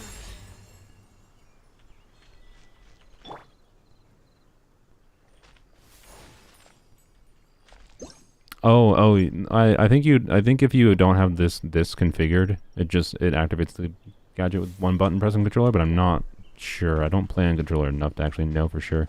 I used to play a bunch more on controller than I do now.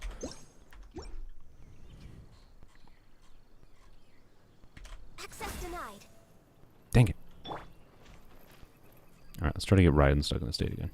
Or is there anyone else? Like, Ayato would be fantastic, but anyone else I really care about seeing glow? Does Farina glow? I have a high hope.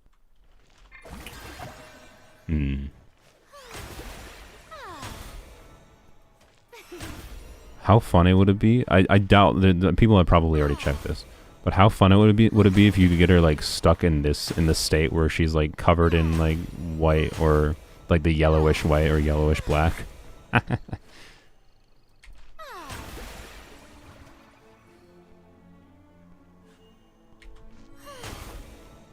I don't think you can. It's definitely a different effect, but it would be hilarious if that was possible.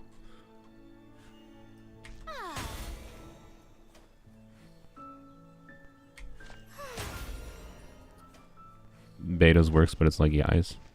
I mean, yeah, it looks Electro, I'm assuming. So, you can? How do you get Farina? Like, is Farina just skill? I present. Does she actually? Because she doesn't really glow though during a skill. If it's burst. If you open your menu while she's doing it. So like I have to do like horn. Oh God. So something like. No, that's not what I meant to do.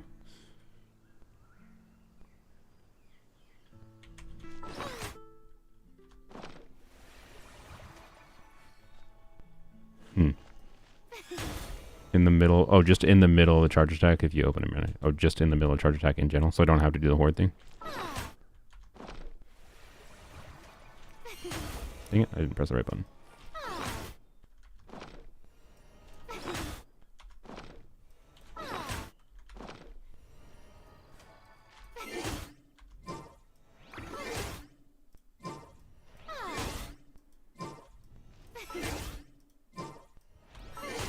Dang it. I mean, yeah, she's stuck there. Like, that's not what I wanted. I wanted to be able to walk around, if that's what you're talking about. Like, this is, like, that's, like, I get that. It's nice that that's a thing, to be clear. But I want to be able to walk around with, like, this going on. That'd be funny. But anyways. Hold, then escape. Okay, yeah, that's what I was doing. Okay. Alright, so, anyways, who else glows that, like, we haven't, is there an anime character that glows that we haven't seen? I'm trying to think about, like, I don't normally think about, like, character animations that much. I want to help. What about you? No, I feel like they have to have some kind of, like, special movement animation is my guess to be able to, because I think a lot of the special movement animations, they do the glow to, like, hide some details. Is my guess. Nice Mora farming stream. I know, right? I have lost more of the stream. This is not what I planned. Layla?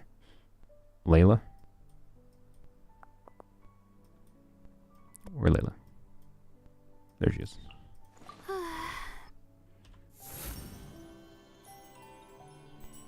I don't think she glows.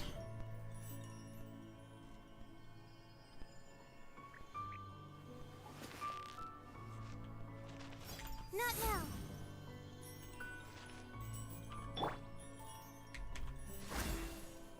Dang it. Show them. Come on now. It's so fine. Like, it's not easy to do this. If anyone can get this consistently, I heard someone in chat say it's easier on mobile, but on PC it's not very easy to get this consistently, at least. Thea also stacks? Oh God, why'd you have to tell me that? Oh no. Oh no.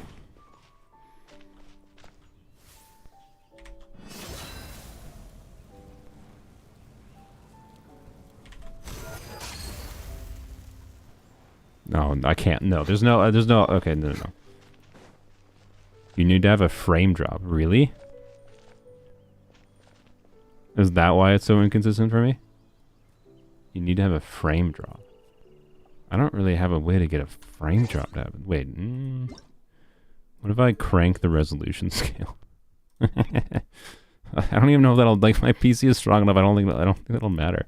Like, cranking the resolution scale to 1.5 will make it render at, like, I render at 4K at a baseline, right? So that's 1.5. It'll render like 6,000 by 3,000. It still is like completely smooth, right? Like, I don't think that'll help. No touching.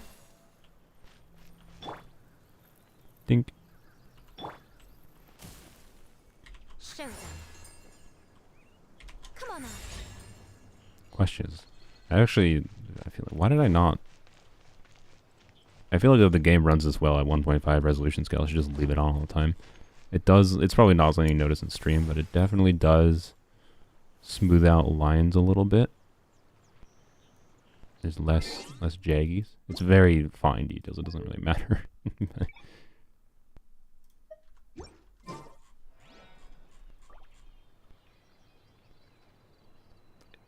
I can notice it very slightly on like the edges of Yai's hair. But it's not that significant thing, but I don't know. Anyways, yeah, if I could do it right at 30 FPS and whatever. Oh god, I hate it so much. It literally gives me motion sickness. If I stare at the ground, it might be fine. Come on now. Is that where we're Shao? Maybe. I think, oops. I didn't mean to switch characters there. I think his animation state is not the same effect, so it probably doesn't. But think.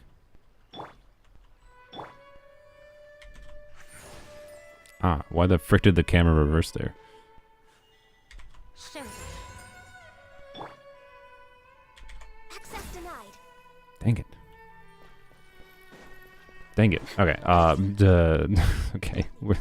I think we should be done with this soon. Okay. Press the button fast and skill. I mean, when I was doing it fast, it does not work. Like, it pretty consistently does not work when I do it fast. If you lie on the Like, grass, when I do it too you can fast. feel the heartbeat of the wind. From the times I've gotten it, I've noticed that I got it when I was going slightly slower. So, to be clear, that might be affected by the frame rate a little bit. Maybe I'll mess around with it more off camera. I'm going to put it back to 1.5 times render resolution. Yeah, it seems before, well, at least here. I feel like I had tried 1.5 render resolution in the past, and I noticed frame rate consistency issues, but yeah, at least I'm on set here, I don't notice anything. So I'll try it for a little while. The game looks very, very slightly better. Anyways, let's go to somewhere else. All right, Genuvale lost by 1%. Well, actually, sorry, it lost by 3%, and there's 1% lost in the void. Good job, Google. Okay, and in the meantime, I definitely did a good job figuring out what artifacts I wanted to farm. Right, there was a boss I needed to farm with my 30 resin actually that I have now. I forgot which one that was though. I think it was Charlotte, because I'm trying. I need to like do minor amounts of prep for Charlotte in conjunction with Shenhe theoretically rerunning eventually in the future. Oh, you use Narwhal. Okay, I have kind of plenty of drops for the Narwhal already. Yeah, we'll fight the Narwhal anyways. Wait, no, I don't want to fight the Narwhal because I'll lose the. Okay, never mind. We're not doing that. I think if I go into a domain or if I go into farming, we're just not farming. We're just not gonna use my resin because I want the turn on the music for the quest. I already have music on. I can turn the music up.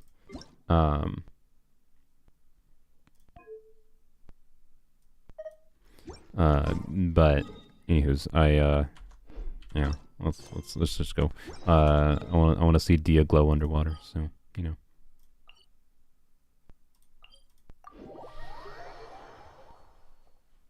Yeah, I would like to make the whole team glow, but realistically, glow, please. Excuse me? Ah! No.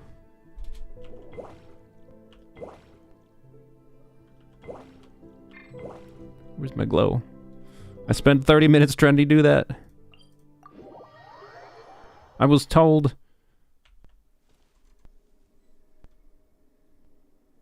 I'm distraught. I am distraught. Years of my life wasted. All for being able to glow while underwater. While exploring. What just targeted me? Oh, the dude's over there. Hi. Why did they target me? I'm so far away from you. Oh, that's disappointing. You know, oh, it probably happened because I went from overworld. The game probably treats like going between, you know, the overworld locations and going to these locations a little bit differently. So it probably it probably loads these locations same as how it like loads a domain or like Abyss or whatever. So that's probably why we lost the state. No. Well, that sucks. I really wanted to have Dia glowing the whole time, but I'm not gonna unless. Let's get it on. I get it. Just immediately. Dang it. Oh well. Oh well. Oh well.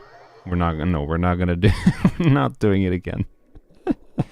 Go back to see if it's still there. No, I'm assuming it won't be in the general overworld if we lost it here.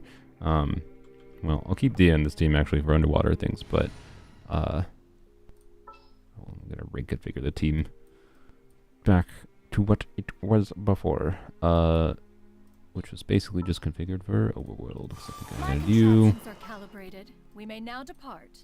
Yes, we may now depart. An insurmountable. All right.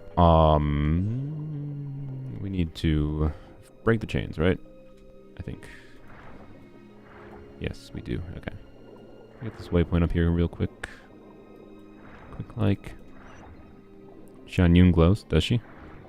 In what part does she glow in? Is it? Because I feel like if she glows only in a part of her like drop down skill, for example, when she's a bird, that might not work. Is my guess. Might work. Might not. Where's the Oculus? Right there. I see it. I see it. Yoink. No, I wanted this. No, stop auto-targeting that. There we go.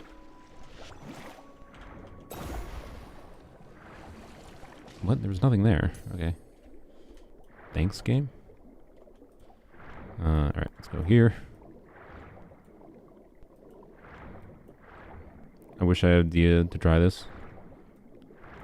Truly the main reason to have Dia. Mm-hmm. Yep.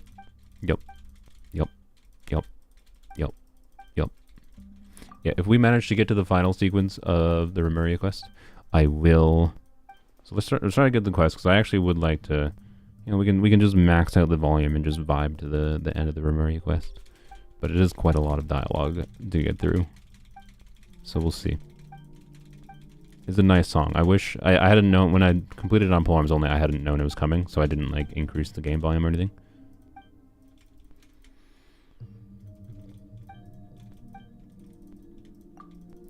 Yes, I know.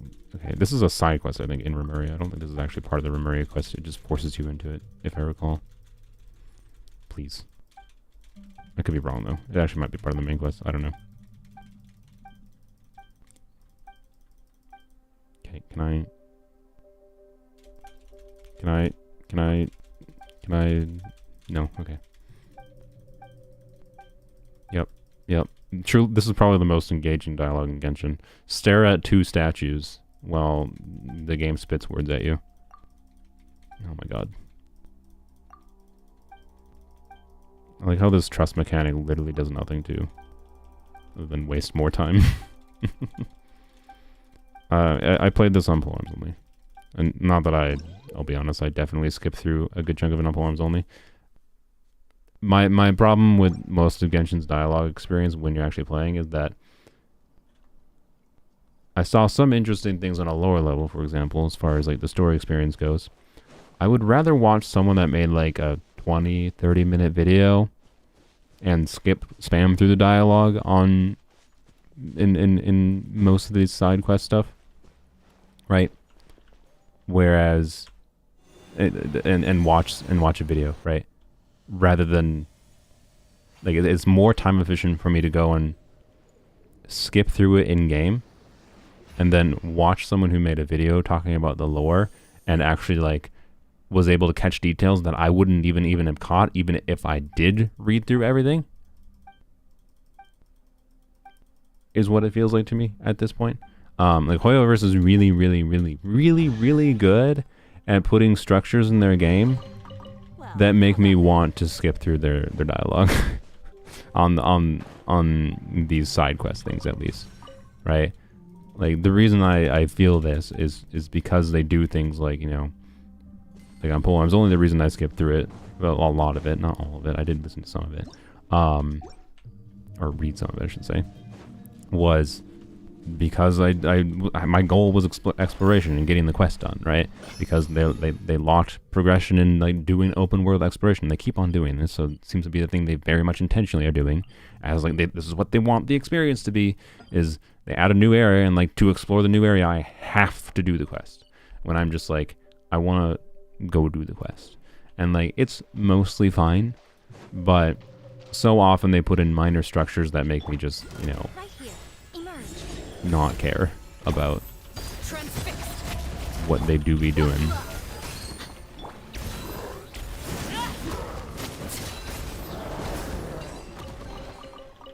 I just want primos. Like, exactly, right? Like they give you, there's a number of structures in this game that give you reasons for like doing things that aren't just questing, and or your goal when questing is just trying to get that next wish or whatever, and that leans you into just skipping. If it doesn't like leave you with a very strong impression, like for example, didn't really want to skip through the Fontaine quest the first time through, because like the Fontaine quest starts with a pretty strong first impression with like Farina's introduction and all that, right? Whereas this is just like, oh wow, here's a bunch of dialogue, and like you meet a bunch of it's a typical like Genshin dialogue issue where you meet a bunch of people for the first time, and then they like spend 10 years telling you their life story, and you're just like, bro, nobody asked. And they still just keep on going on with their life story with you, and then you meet a talking cat, and you're just like, okay, cool. And the cat's like, I'm the god of the 7 seas, and you're just like, okay, okay. I don't like. I know the cat is not a god, by the way. I think. I'm pretty sure it's not. Ooh, instructor's piece. Rare overworld artifact for me. It was this piece. Poop. Alright. You got early wealth. Nice. I would like... Wealth is the main one I would want extra copies of on HSR right now. If I get E2 wealth, that gives me enough... E2 wealth is like gives them extra energy. It enables a method of... Well, I think you need Silverwolf's event Lycone. So, you know, if you didn't play during that time of HSR... Screw you, is what Hoyo said. But with Silverwolf's Lycone, which I do have, event Lycone, and E2 Welt, you can 2-turn alt, I believe, on Welt, and that is what I'm kind of waiting for at this point, to like use Welt sustain a bit more. Where did you go? Oh, you butthole! You went. Oh, okay. I guess I'll go. Oh, I can go over here. Get back up there. Also, apparently, you were almost dead. Apparently, HSR 50/50s are not 50/50s. From like, and this is something we're pretty confidently know. Can you stop running away? Oh, that's supposed to stay up there. Okay, yeah. All right. The 50/50 win-loss system in HSR from like 15 million sample points of data. So like there's no way this is an error.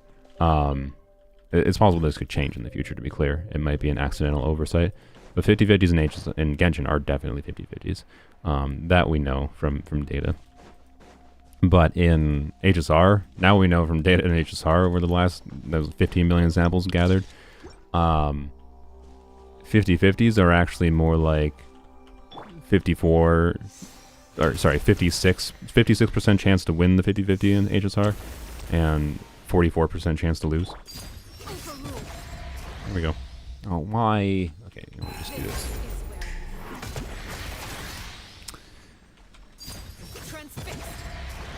Okay. Hello. Come on out. Right now. Right here. This is... What the... What just happened there? Didn't you see where she went? That was very odd. Bye, please. Alright. Like, what the frick? Like, she was like... what? Weird. Okay. Give me that. Yep, yep. But yeah, they included the rate up in the standard pool. Yes, I believe it. That's the current running theory for why it happens, because if you treat it as if the rate up is in the standard pool for HSR, that makes the numbers line up almost exactly with what the data shows. So basically, it's like the Genshin equivalent would be like if you're wishing for Wander, right?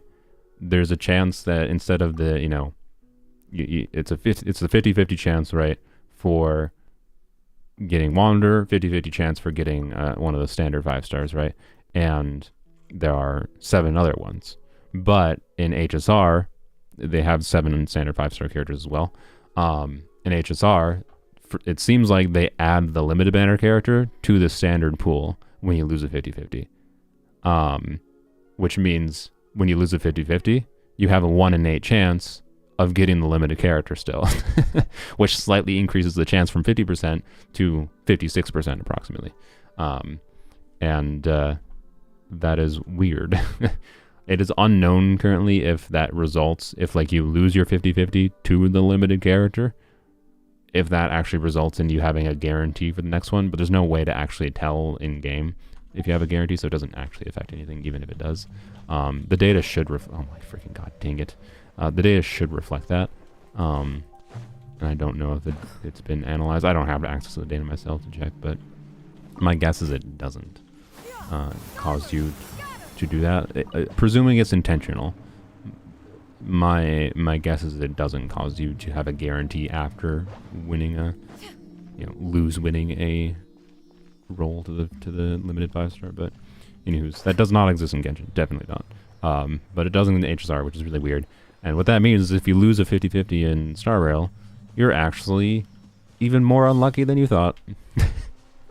That's what it means. Where's the other Sealy? Is it underwater? Maybe? I'm gonna guess yes. Probably. Maybe? Yes. We'll find out.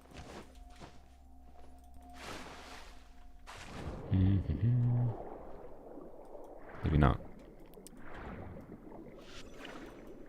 Okay. If it's an accident, it probably does. Yes, you're correct. But I don't think it's an accident. I don't know why it would be. Right? Like if they're just copying the underlying structure of Genshin for the most part in making the gacha system, it feels like a pretty intentional tweak that they did to try to balance the odds a little bit towards wins versus losses. And it's probably, again, part of the formula of like they're releasing so many more 5-star characters in HSR. They actually want people to feel like they're getting more, right? They want people to actually get more too. So it's a way to slightly tweak the odds without completely like breaking or tweaking the system crazily, right? So they kept the system familiar without, but also functionally gave more 5-star characters to people. 5-star 50-50 wins, not 5-star characters in general. It also in conjunction means it's even harder to get a specific standard banner 5-star you want. So that means it's less likely, like in my case of wanting a Welt C2, Welt E2, it's even harder, which is to try to get that. Not crazily so, but you know, it was going to be unlikely regardless. But it is a factor. It's weird. Yeah, 56.25%. I don't think Silly was down here.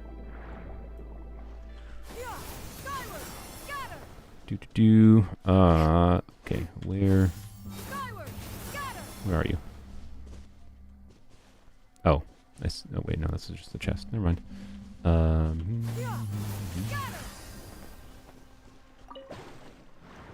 Oh my god, is it just up there and I just never touched it?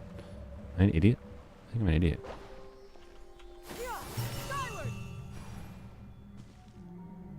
Okay, I just fell down because I hit the bell. And I also didn't hit the ceiling. Fantastic. Alright, 10 out of 10.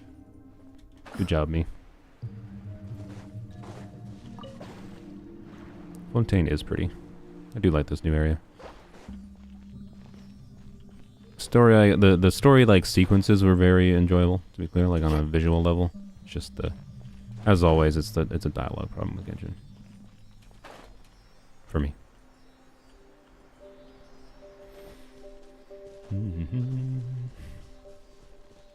Okay, well this took me far too long. Good lord. Good lord. Am I supposed to go hit the bell still? I'm not sure. Hope Natlan Overworld can keep it with Fontaine. Yeah, I agree. These could be salvaged for parts. There's no shot they turn on. They will turn off not drowning in Natlan. Probably not. I doubt they will. There might not be that much water. I think it's the Pyro Nation. Maybe it's just all volcanoes and lava. So, you know, you just instantly die when you touch the lava or whatever. Okay, no, I don't think I...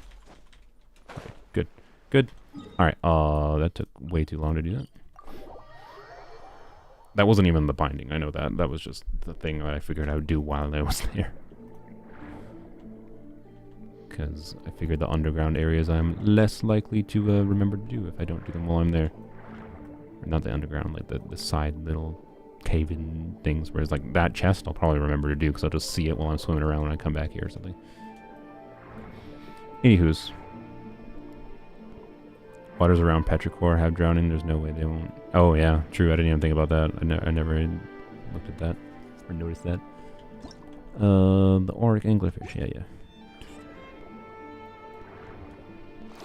Yeah. Do. Bugs. Wow. Yoink. Right now, right here. Bright cloud confirmed. Skyward. Overruled. Look alive. Ha! Bam. This is certainly a team. Nameless golem. Oh my, I'm scared.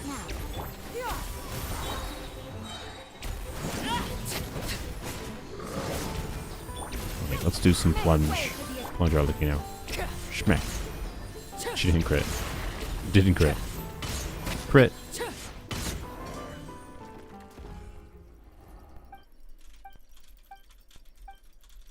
Really liked Inazuma's Constant Storms. I hope we have something similar for Natlan. Yeah, I like Inazuma just in general. That area felt like not all of them. Felt like a more appropriate balance for like questing into unlocking areas. I felt like. Not entirely. It wasn't perfect by any means, but it was better than it is currently, I'd say. I feel like they learned the wrong lesson from like feedback to Inazuma. Because I think Hoyoverse listened to the wrong vocal minority as far as feedback to their open world design goes, in my opinion. Which, yes, is a little bit of me insulting some of the player base, but rather than the developer. But also, it's the developer that actually decided to do things, not the player base. So, I don't know. Anyways, oh, there's a thing we gotta blow up here, huh? Sneaky. Yoink. Okay. Thankfully this section was simple.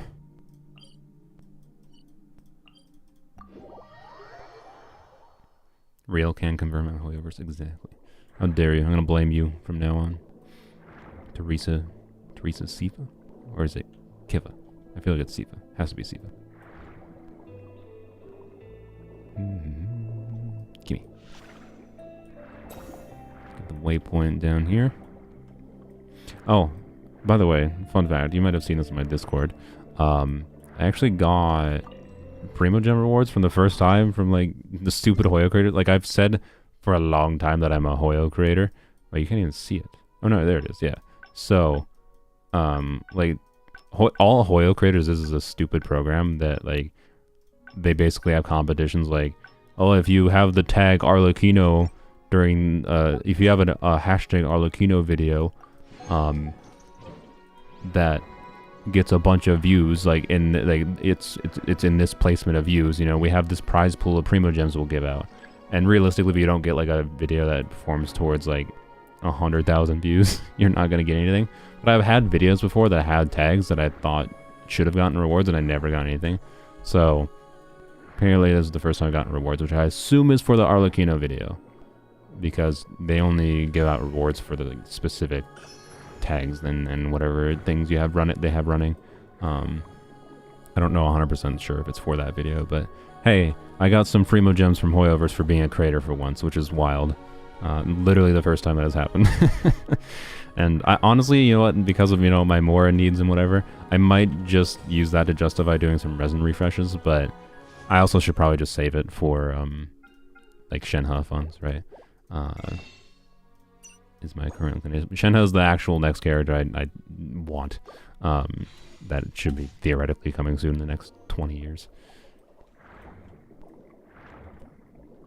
Bam. Oh. Bam. There we go. Cold-blooded murder. Wow, you dropped all 3 drops? What in the world? Don't think I need any more of those, but anywho's, let's try to do this. I think what you need to... When do I need to stop you? Oh, I can stop you there.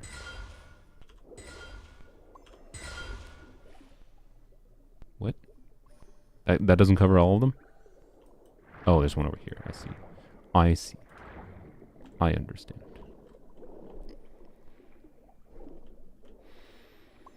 Not going for Chlorine to Siegewind. I mean, I'll probably be wishing on Chlorine's banner. Realistically. Although I honestly, like, if we're talking Chlorine versus Alhaitham, I don't know which one I care about more. I care about kind of neither of them. There we go.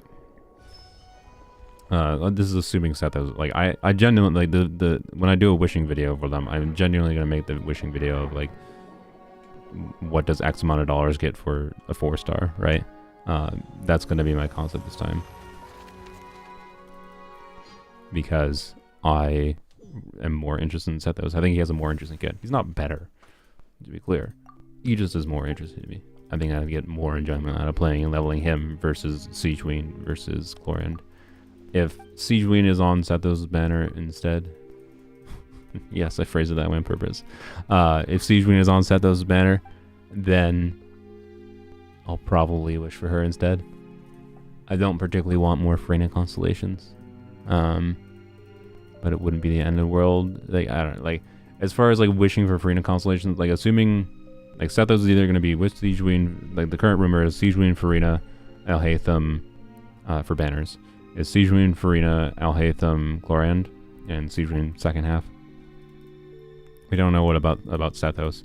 Sethos might be first half, might be second half. If he is second half with Siegewind, Freyna,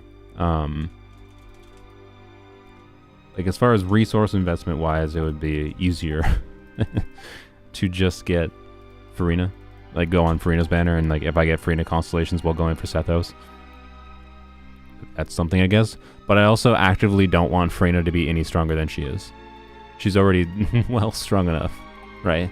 I already have C2, and I'm happy I've gotten C2 without spending any money.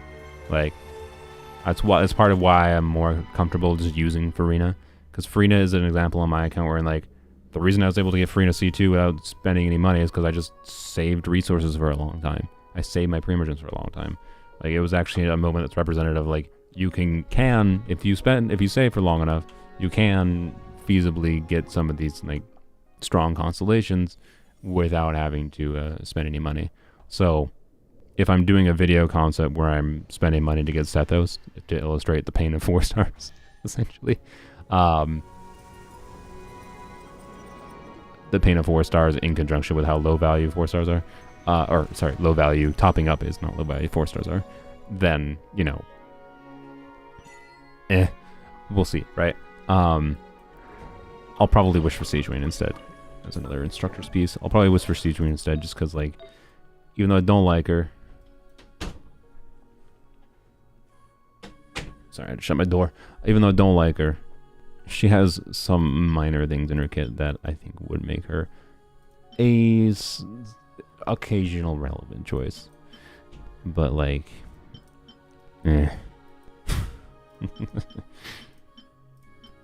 And if Sethos is on Chlorine, I'll hate them better. I'm not even really that set. What did I? Oh yeah, the instructor's piece. I'm not even that set. I normally lock 2 line pieces with ER, but like at this point I have these. I think it's just like a situation of I don't particularly care about any of the banners basically that are currently rumored for next patch. And I swear to God, if Shenhe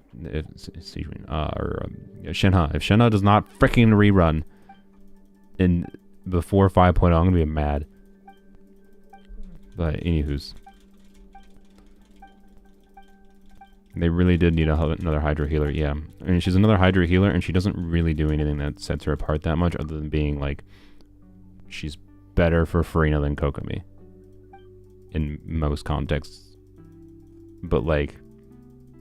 They changed her ICD, by the way, to like she can apply Hydro every I think 2 seconds now, instead of so her skill can apply more Hydro, which is good. Like she's not useless. Like I said, I think I would get more on a mechanical value level, more value out of Siege Wing long term than otherwise. But she exists. Her burst is cool. Chlorines? Yeah, I agree. I think I'd rather get Chlorine than I'll hate them. And I just use Alhaitham's weapon on Chlorine. I think Chlorine should work really well with Alhaitham's weapon. I'm pretty sure. I think Chlorine's weapon for some reason is high base attack, low crit, by the way. And its passive is just like a whack ton of damage %, so it's still obviously a good weapon for her. But I imagine Alhaitham's weapon gets pretty close, assuming you're doing an EM timepiece at least, which maybe, no, EM timepiece I think should be better. So, I don't know. Anywho's. You want a C2 beta and end up with a C6 Farazan? I mean, that's probably, oh, oops, I have to do the thing. It's probably a good, good alternative to getting C2 beta, but not having C2 beta is a little bit unfortunate, but beta is also in the Paimon shop. So, you know, if you have C1 beta, I don't know when she's coming back in the Paimon shop. You could double check that with a quick Google search, but she is easier to get C2 of than other characters, is my point. That was a nice little cinematic. Is this, I don't remember if this is a cinematic actually that long. Oh yeah, it is a little bit long. Okay. I definitely like the cinematic in the next area with like the once you repair the things, and then obviously the cinematic towards the very end is good too. Do I have to do anything here? Do I have to interact? I don't know. We'll find out. Yes. Bing.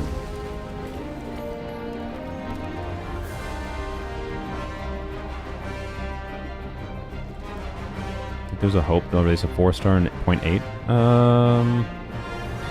I feel it's more likely it's going to be a 5-star at this point with the burning set, is my guess. We'll see. They've had a pretty big lack of 4-stars in the last couple patches, so I certainly wouldn't mind another 4-star. But I'm not going to expect it.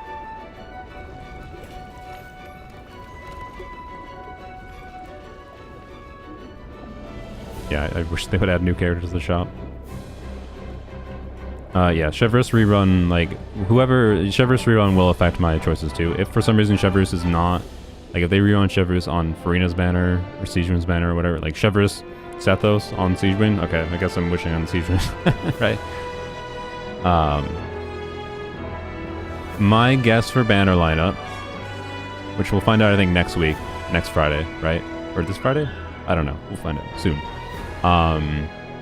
Kaveh, Sethos. This would be a pretty not valuable banner, to be honest. Well, no, Shivers really makes it valuable, but I don't know. I'd say for the general player base, it would be more valuable for them to rerun Shivers with Farina. Just for getting a valuable supportive unit with another valuable support. But it also doesn't make much sense as far as like matching the character to the 5-star on banner, whereas Chlorine does make some sense, even if Chlorine Overload isn't that good relative to Aggravate. Like it'll probably be functional, but anyways, I don't know. Right, but I think just my take, which is because kind of is what it would be ideal for me. Kaveh, Chivalrous, Sethos, first half. There you go. Actually, we're not even going to find out what the 4 stars are until not after next Friday, but we'll find out what side Sethos is on at least. I really hope. I wish they would stop being dicks and like actually just announce the 4 stars for all the banners during the live stream like they do for HSR. Like, just stop being assholes, Hoyo. Give people the most tiny bit of poop information to help them plan out their polls. Stop being dicks and like revealing 4 stars, you know, not before the patch.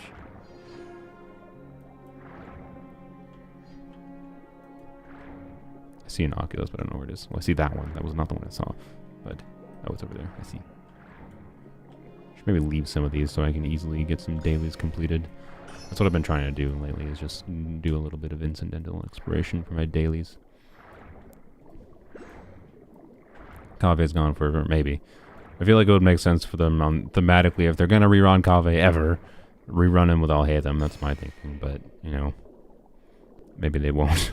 I don't know. It's just weird. They also should probably try to rerun Candace soon, I feel like, now that, you know, people potentially want her C6 for Arlecchino. Like, a lot of people pulled for Arlecchino, right? So that's why I feel like they should do that. But he's been gone for like a year. Yeah, over a year. He like it's been about a year since Baiju released. Kaveh released with Baiju. Baiju's had 3 banners, and Kaveh has had the 1. So yes, it's been a year. It's also been over a year since Shenhe reran, which is oof. I wish I got Shenhe last time. I was considering it, but I was like, I never play Cryo on my main account. Why do I need Shenhe? And then, of course, lo and behold, here I am a year later, and I'm like, well, gee, I have some videos ideas that would have been either better that I made that would have been better with Shenhe, or I have video ideas with Shenhe herself that would have been cool. Like, man, I really want to play Hybrid Shenhe. I might end up going for C1 Shenhe. If Hybrid Shenhe is not going to be amazing, I don't think, but I think it might need C1 to make her ER needs not horrifyingly bad. Anyways, what I actually want for like reruns next patch, Axel Hatham, send him to the Shadow Realm, give me Shenhe with Kaveh, Chivalrous, Sethos. Not gonna happen, but that's what I want.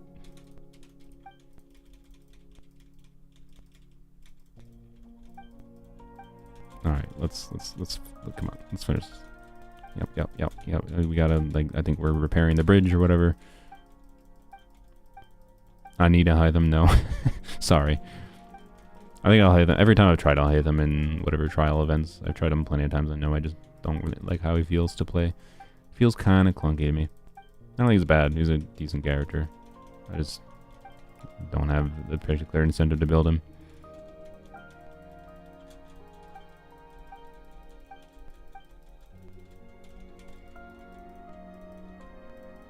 Ooh. Bye-bye. Into another cutscene.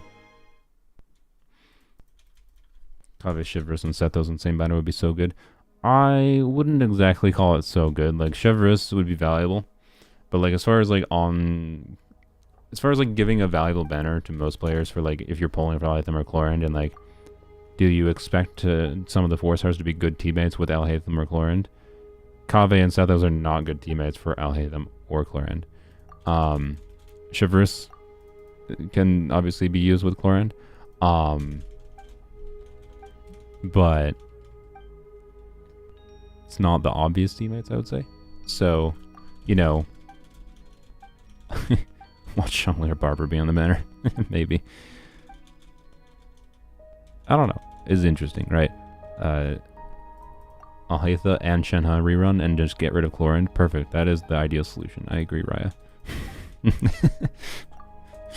Nothing would be really lost. I'm sorry. Sorry to anyone looking forward to Chlorinde. Basically, nothing changes in the state of the game if we just delete Chlorinde from existence and replace, replace the... I mean, we could delete Siege Queen too, and not much is lost either. So... yeah. Oh, yeah. Someone, I think, asked earlier as far as, like, is Sethos good? Oh, good at this point. I wouldn't call him good, personally. But I think he's going to be not that hard to make functional. Just because the teams you can conceive of, like, it's the same way like that I did with the Beto team, right? I could literally just do Beto, Farina, or Beto, Sethos, Farina, and have a stroke. I can theory craft live, can't I? What did I even? Oh yeah. For the official. So yeah, just like Baiju, Farina, or Yao Yao. It wouldn't really matter.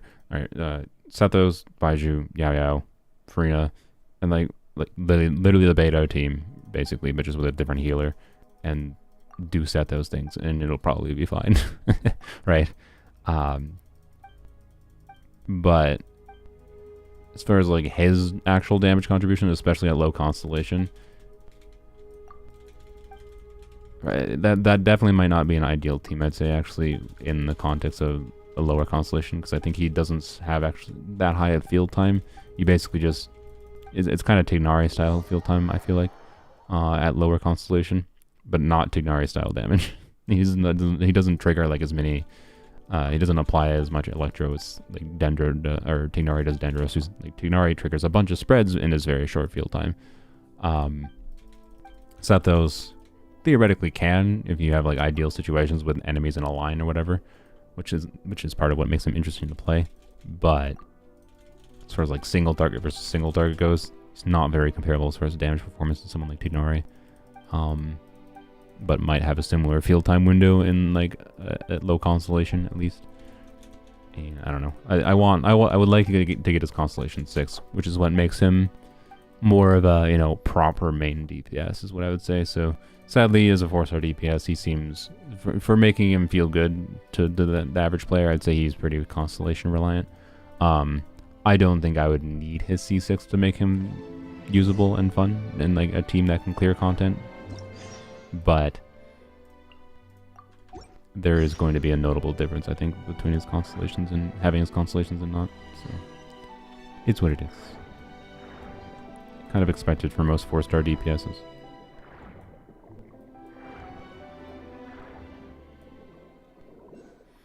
Sethos is maybe worse than Tignari, but here's the thing, I don't have Tignari. I mean, yeah, but like Sethos doesn't fit in the same spots that Tignari fits in. He's not a Dendro bow user, right?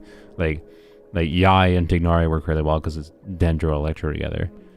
You're not gonna put Yai and Sethos together and assume it's gonna be like the same reaction engine, right? Because he's not applying Dendro. So,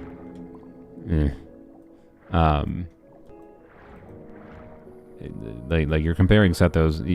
Sethos should be compared to any other Electro on-field DPS, right? And he does some interesting, unique things in how his charge attack works and whatever, which is why I'm interested in him. But his actual damage performance is not really going to be better than existing options.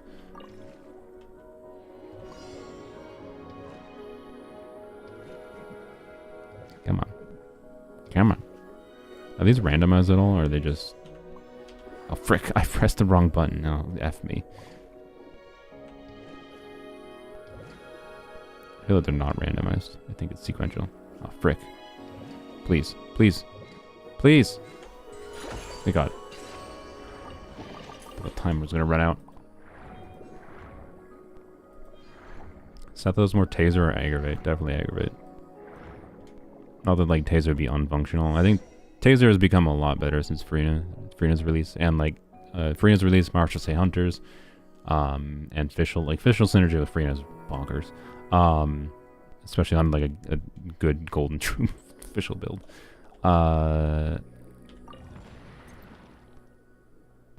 What?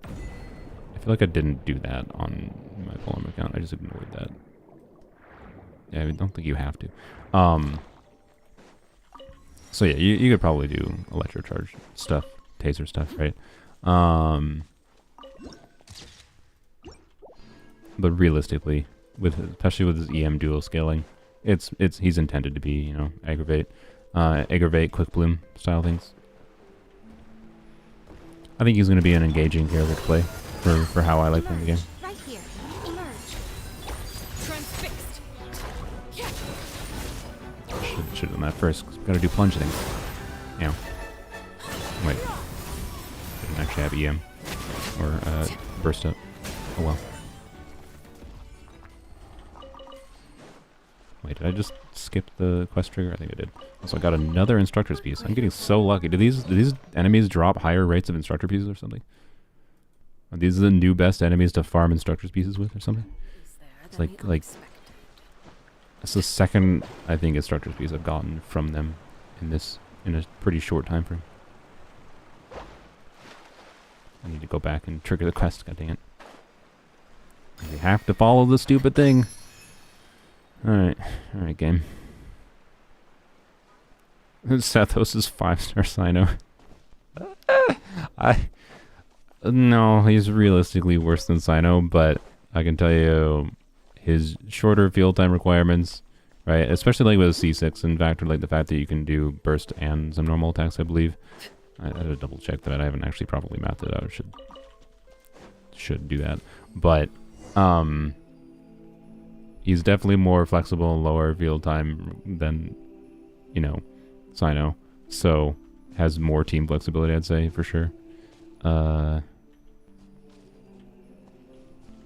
I forgot you're supposed to like, yeah. Oh yeah, I have to do this first, and then I go basically interact with the birds.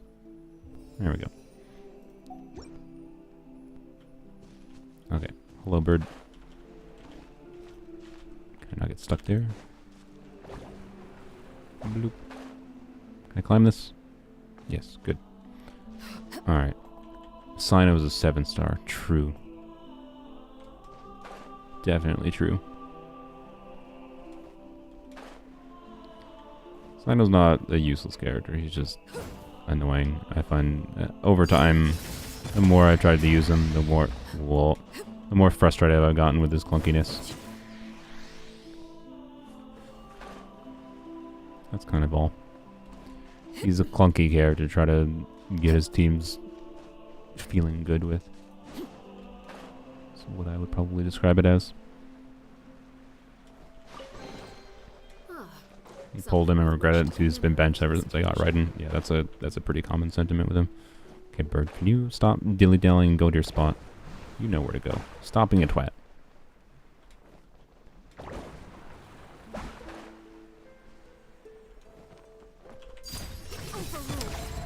That was my fault. Definitely should have aimed, but, you know, also rude.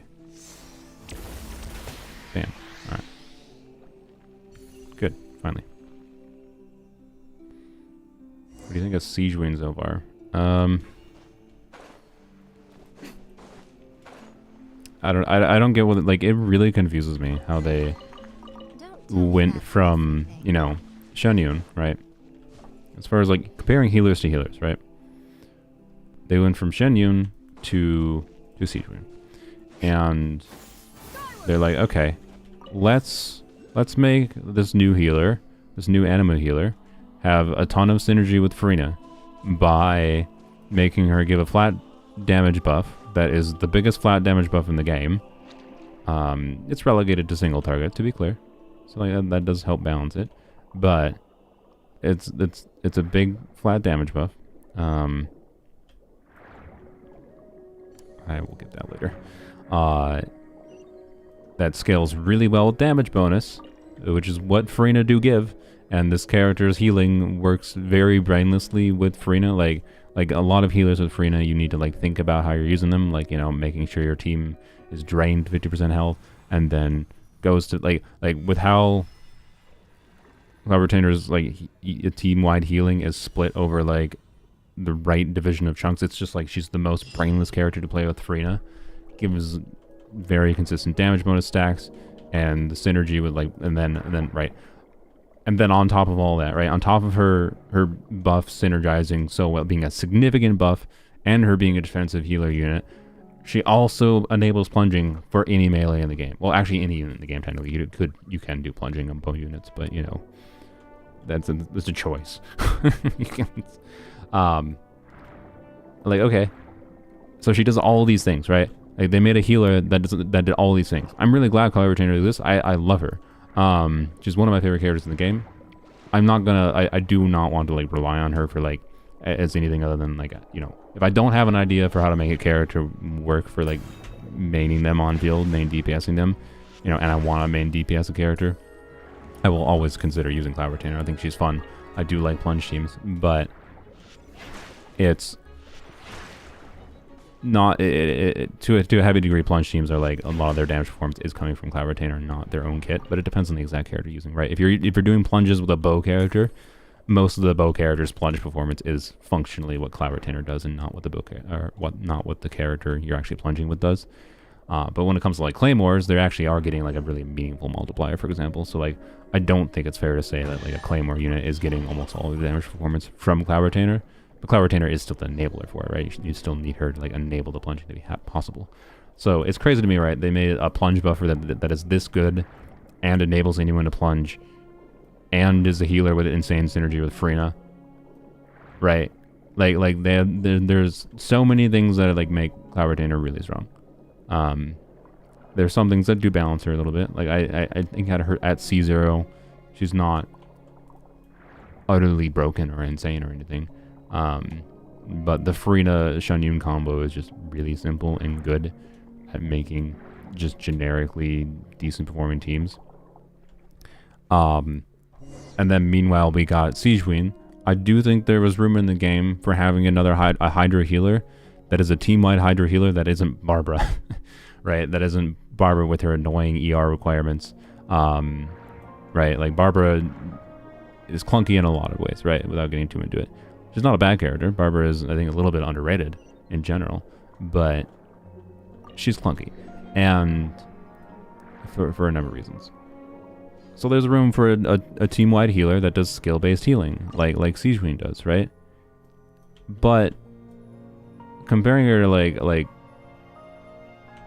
Cloud Retainer is really almost comical, because a problem with Cloud Retainer and Farina is that when you're like configuring a Farina team, right? Like when I'm trying to outline, right? If I try to like outline a new idea of like, okay, oops, let's just assume, you know, Farina's kind of just like a no-brainer to use a lot of times in general, as far as buffer, whatever, right? Requires a healer though, so that's the main clause. Like, okay, you need a healer to, and ideally you want a team-wide healer to be able to maximize the simple use of Farina's damage bonus. Okay, so like what does it come to then with teammates as far as like, okay, you want to, you know, let's say DPS your cat. You want to DPS on-field Kirara. Okay, we want some kind of Electro, right? Or whatever. She's kind of a bad example. Like we don't have an Electro team-wide healer either, but you know, you want some kind of Electro. Let's actually switch to someone else that's not Dendro, to not factor in Dendro to the equation. Let's just do someone else more simple. Who's a bad on-field DPS unit or something? Normally. Toma. No, Toma's not really an on-field. You can't really on-field him meaningfully. Trying to think who's in bed. You know, let's Yanfei. Yanfei's a weird example, actually. She's a good example, in some sense. The Yanfei's good enough. You can probably still just do charter attack things. You don't have as much of an incentive to do cloud retainer things, but just as an example, right? Yanfei, Farina, right? Hey, you can do vape. That's good. Who do you choose as a healer, right? In the context of like Sijuin, okay, Sijuin does team-wide healing. That's good. That's good synergy with Farina. But compared to Cloud Retainer, right? As far as like how the team's damage performance goes, One is fast on one's feet. Cloud Try to Retainer keep pace. is just going to be a lot better than Sijuin, right? And Sijuin, like compared to Sijuin also does good healing with Farina, but then does like nothing else. Like she applies more Hydro, which might be more relevant if you need the extra Hydro application, but chances are it's not that relevant, right? It might be nice, but it also might make swirling Pyro harder, right? If you're trying to do like Sijuin, so just pretend like We'll need a that's strategy. Sijuin. If you're doing a Sijuin, Farina, you know, Yanfei, and you're trying to swirl Pyro, have fun, right? Like have fun doing this. All right, let's head off. Like you might be able to, but chances are the easy way to do it is like skill, you know, do Yanfei's skill or do your Arlecchino skill. Heck, Arlecchino's a terrible example, but Hu Tao, right? Do your Hu Tao's, you know. Hu Tao is actually a terrible example because you skill and then you have to stay on heal. So Hu Tao's a good example. Like it's impossible to swirl Pyro in a double Hydro team, right? And you generally just don't. You just swirl Hydro instead. But there are cases where you could, you know, I don't know, DPS Bennett, right? Hold you back. If you want to DPS Bennett, you could do skill, swap to Kazuha, and then do your Hydro units, and then you can get like probably 4 seconds of EV uptime. But ideally, you would want to normally do your, you know, Hydros first, and then do Bennett and hopefully overwrite the Hydro and then swirl. But like, it can be hard to do. That can be very clunky, etc., etc. And also in the same context here, Cloud Retainer is still definitely better for DPSing Bennett, right? And it's just like One is fast on one's feet. they put so many things in the Cloud Retainer's kit as a healer that synergizes with Farina, with Sijuin also being a healer that synergizes with Farina. What did they put in Sijuin's kit to like make her stand out? Skill buffing. But it's skill buffing that is used up by all of your teammates. So if you do something like use Sijuin's skill, use Kazuha's skill, use Bennett's skill, switch to Farina, Bennett will use up a stack of the buffs. Kazuha will use up, I think, at least 2 stacks of the buff. And then you only have 7 stacks of the buff left for Farina, and Farina would use 4 out of 7 stacks immediately as soon as she casts her skill. So that means if you want to like save Sijuin's skill buff, not using it on the characters that don't benefit from the skill damage buff, then you need to save it by making sure, like now your rotation is weird and awkward, but you have to like make sure you do like Bennett, Kazuha first, and then your Sijuin, and then your Farina, to make sure you save all the Sijuin buff for Farina by not using the buff up by Bennett and Kazuha's skills, kind of thing. Like, and like it's a buff that not only like is not huge, it's not that significant, it also applies in a way that makes it really clunky to think about using properly. And when most of the time what you want to do with your healer is you press E and you swap out. But now you have to think about, oh, how are my skills going to F with my ability to get extra damage out of Farina when it comes to like the context of the Farina synergy. And like that's really all the only relevance that Sijuin has is that Farina synergy, right? So like, but in the context of healers with Farina synergy, Shan exists. They made Shan.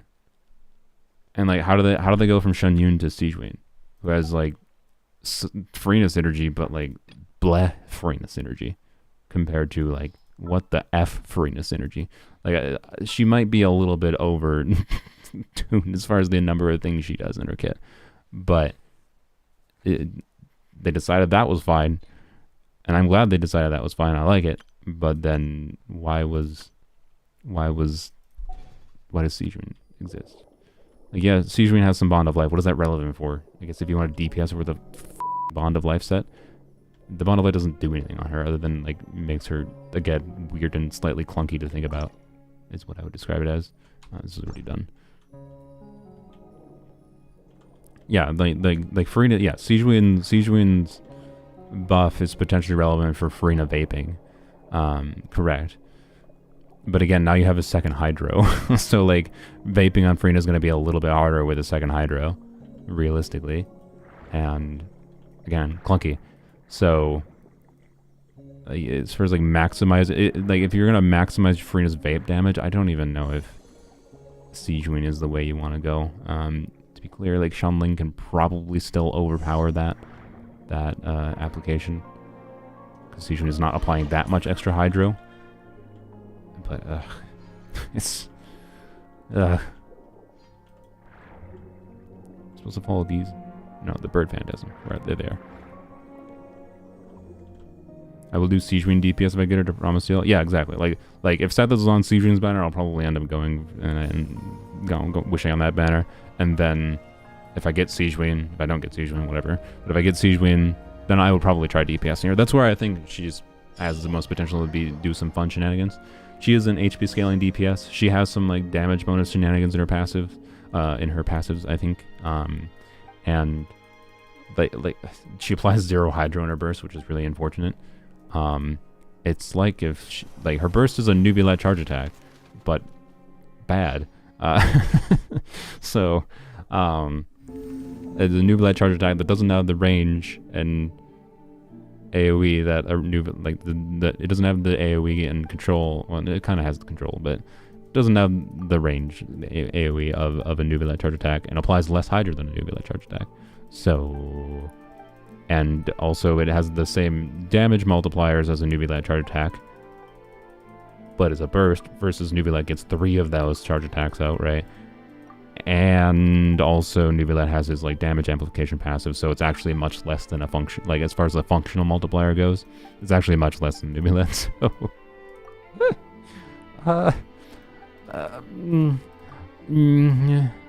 right, but still, I do think the most fun thing to do with Siege Wing, unironically, I think the most fun thing to do with Siege Wing is DPS her. So, like I would probably have more personal enjoyment trying to DPS Siege Wing versus playing Chlorand. Like Chlorand's got some nice flashy fun animations, but like, I don't know. Unless Chlorand ends up feeling much better than I expect. Which, thankfully, with the new endgame combat mode, I'll be able to play a little bit more with her than you normally can. As far as new characters, trialing new characters go.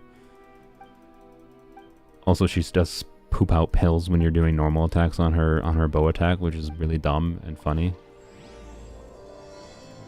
So I don't know. Physical Siege Wing is absolutely meme, but it would be funny. So I don't know. I think this is that cutscene, isn't it? Now the fun little like swimming around the bridge cutscene. I think it was cool. I feel like that animation takes too long. Like how long that takes, I could have swam to it in that time. Where's the quest, by the way?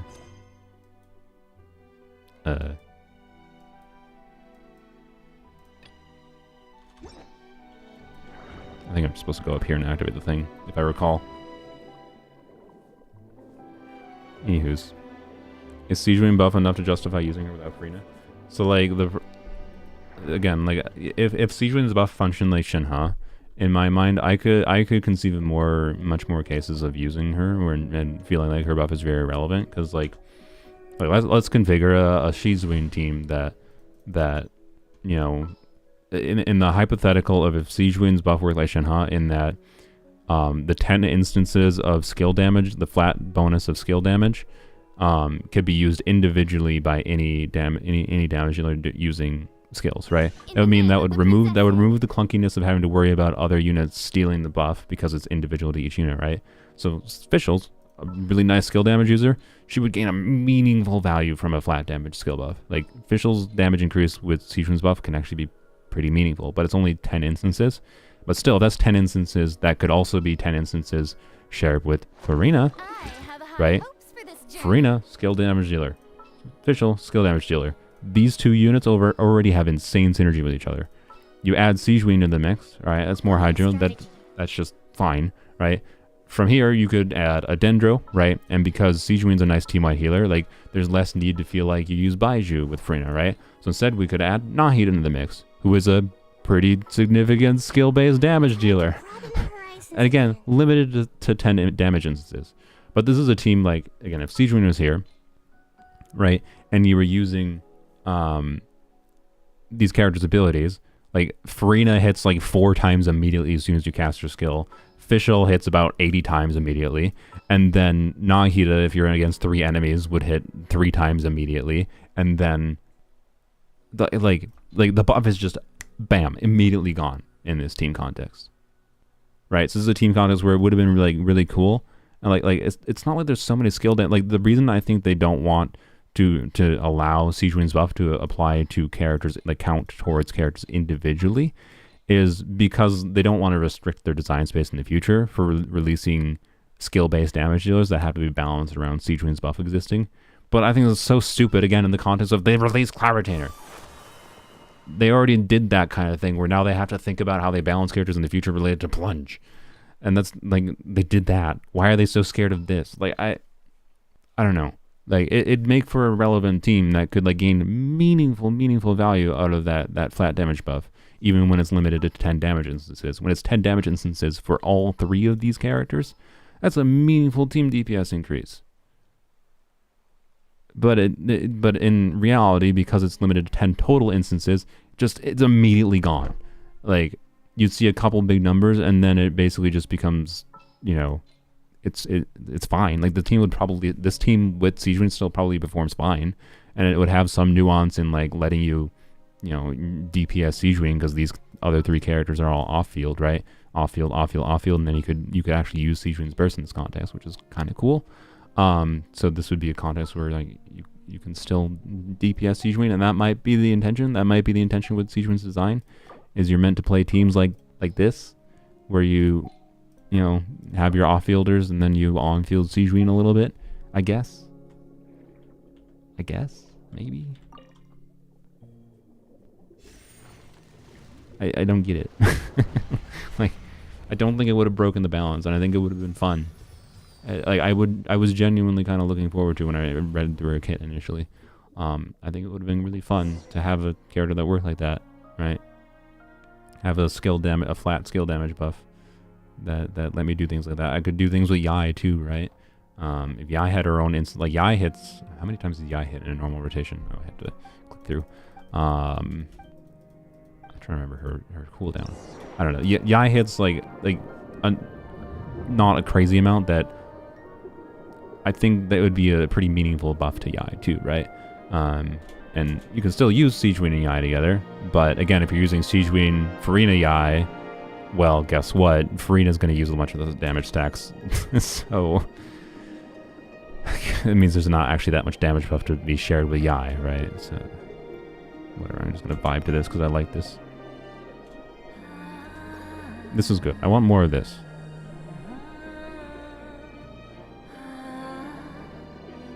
Minor like interactive cutscenes like this are enjoyable.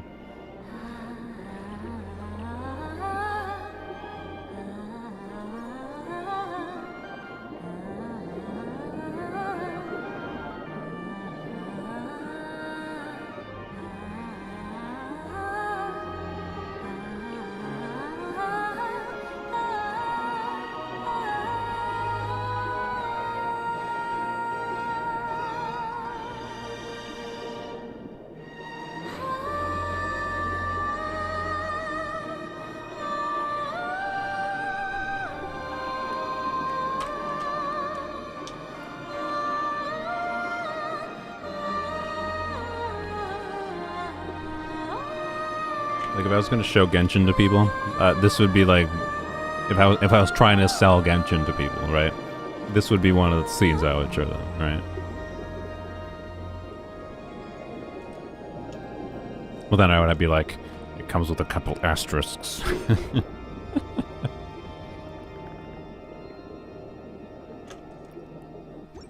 Whee. Navia doesn't really benefit that much from Siege Queen's buff because it's a flat damage buff, right? So it's not gonna scale with not like Navia is getting so much skill damage because her multiplier is huge. Her functional multiplier is huge once you like get all the stacks of her stuff. Siegewind is adding a flat buff on top of that, right? So Siegewind might be adding, like, with Farina, somewhere in, like, the... And a bunch of crit stats. Somewhere in the, you know, 8 to 10,000 damage, right? We'll just say 10,000 damage. It's kind of like Yunjin, right? Adding an additional, like, 10,000 damage on top. That 10,000 is flat, right? So just flat set by the amount of crit and crit EM damage bonus you have. So it doesn't care about Navia's baseline multiplier. So Navia can get, you know, 300,000 damage on her skill, for example. Siegewind's flat damage buff is going to add 10,000 damage on top of the 300,000 damage. So now it's 310,000 damage. Whereas Yai is doing, you know, say 15,000 damage per hit. Right here. Siegewind is going to add 10,000 to 15,000. That's 25,000. That's like a 70% increase potentially, right? So flat damage buffs make much more relative value gain to a damage dealer that is doing lower baseline damage. So like lower damage with more frequency of hits is you see more of a relative difference from a flat damage buff.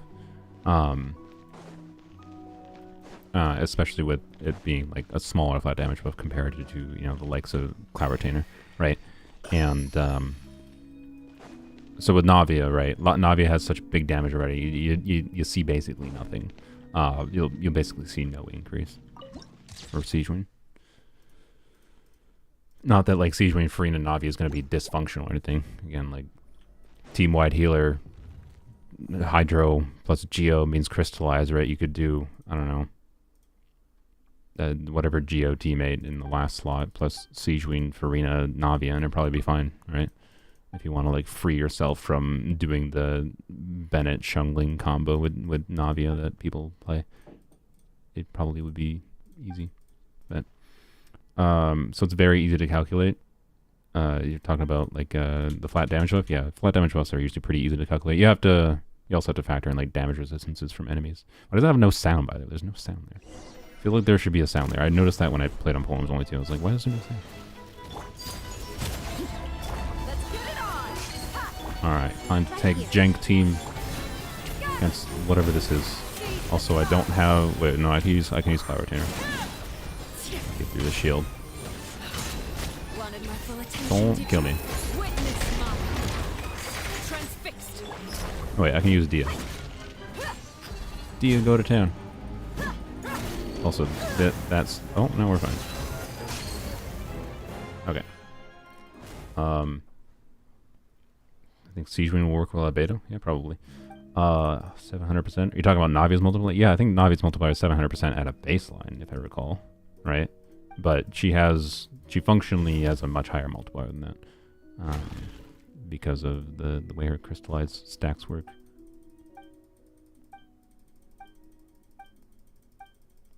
Alright, come on, let's finish. I don't remember how long this ending sequence is. I think this is the bit where there's just like mostly a whole ton of dialogue until we get to the cool music sequence at the end. I will try to remember to shut up for the music sequence. Right now. Right here. Right now. Of course, my cooldowns apparently weren't counting during that cutscene. I don't know why I'm wacky with Dia. Don't worry about it. Where's my Dia artifacts, by the way? What is this bill? Oh, because she has a crit rate circlet with her weapon on right now. I need to farm for these artifacts again. For should I do that? Should I farm more Varakashas to get like the problem is I probably need like an ER timepiece, a double crit ER timepiece with her signature weapon on Varakashas. Realistically, and then I need a crit damage circlet. Ugh. Oh, I wanted to burst with Dia.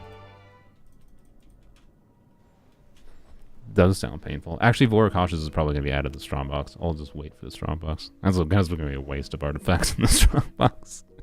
But I will do it anyways because everything is worth it when it comes to Dia.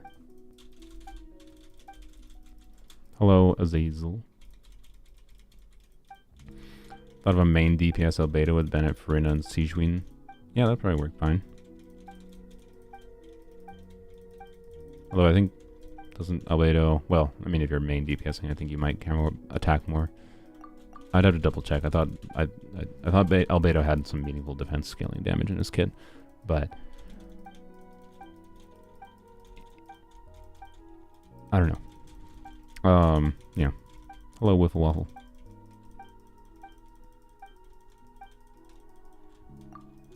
Dialogue time.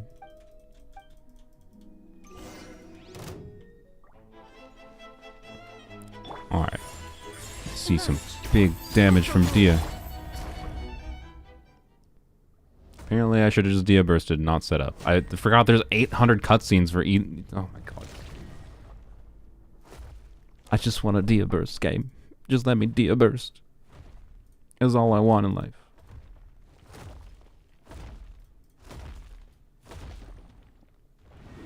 Yeah, I don't think Siege Wind is going to particularly meaningfully improve the situation with DPS Albedo, realistically.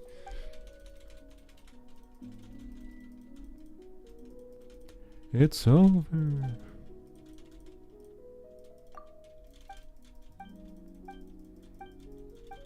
How long have I been streaming for? 3 hours? Okay. I do have to leave, like, not early, but my intention after we finish this, I put Hades 2 in the title for a reason. My intention is to play a little bit of Hades 2. I actually haven't tested making sure OBS interfaces properly with Hades 2, but we'll find out. I want to play some Hades 2, though, for at least an hour. So we'll finish with this. Jump on the polearm. Oh boy, this is risky. Jump onto polearms only real quick to finish like resin farming, and we'll see what happens. This is gonna take another like 20 minutes, I think, to finish though. Using them together for lore reasons. Fair, fair. Golden Troop is probably a 4 times bigger buff than Siege Wing. Yeah, probably. To be fair, if you're on fielding. Wait, is it just ending now? Maybe it wasn't 20 minutes. I feel like this dialogue lasted longer than I thought it did on Polearms only originally. Maybe it doesn't.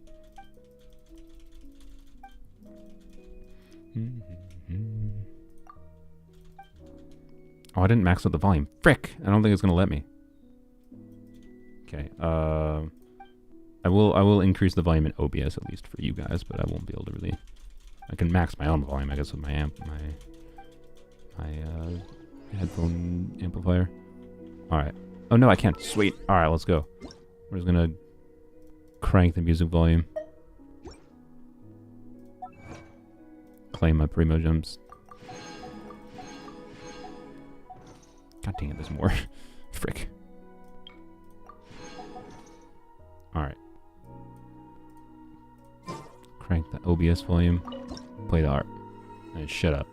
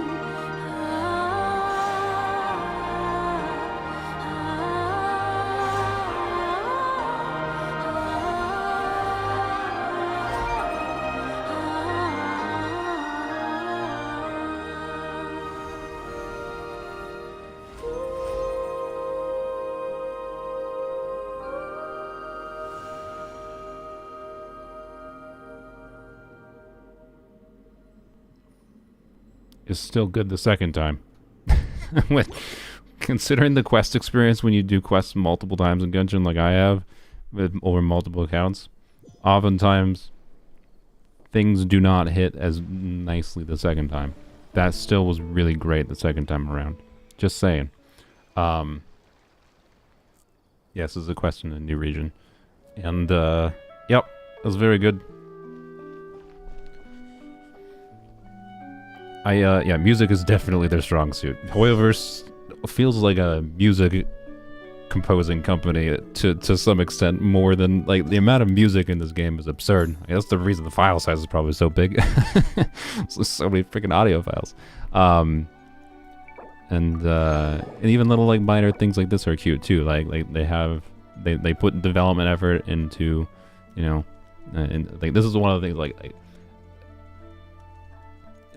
I do not suspect Wuthering Waves will get to this level of quality for, like, music. They do. I hope they do. Right? I do want more competition for Genshin, because, like, competition is good, and there might be mutual success from both games if both succeed.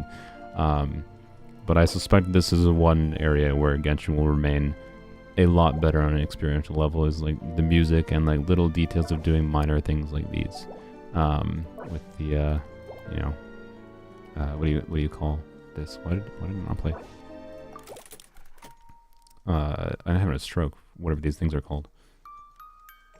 But, like, I don't know.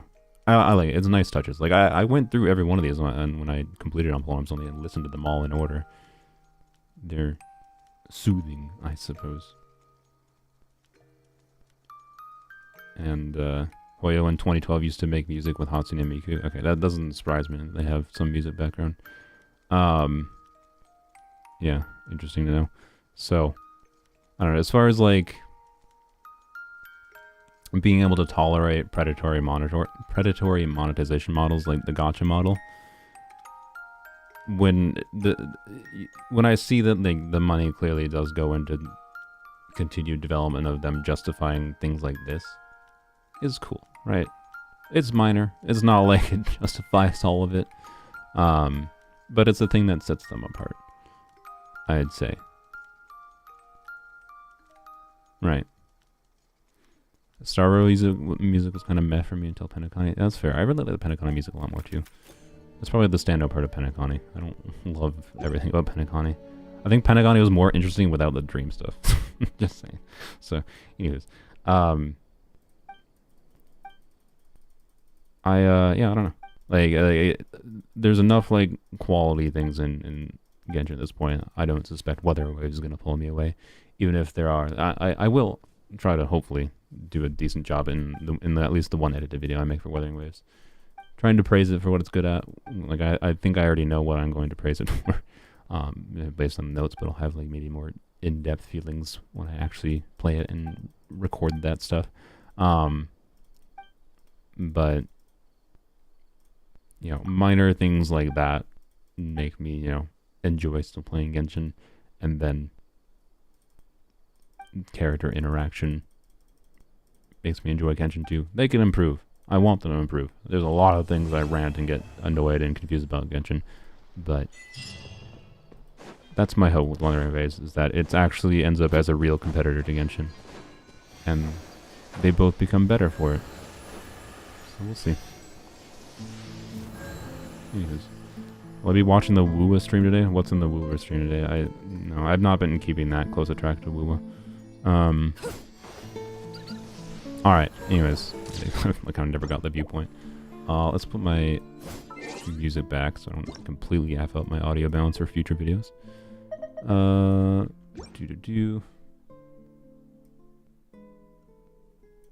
something like that. But yes, enjoyable questline, even if I don't care about the dialogue that much.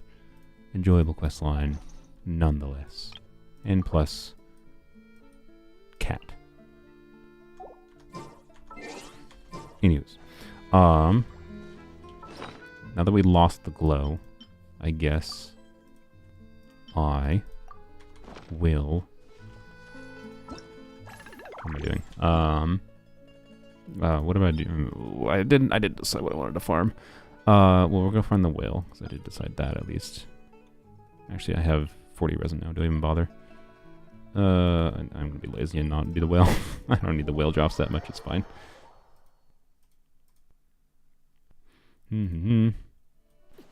Best world quest in the game just for the music. True.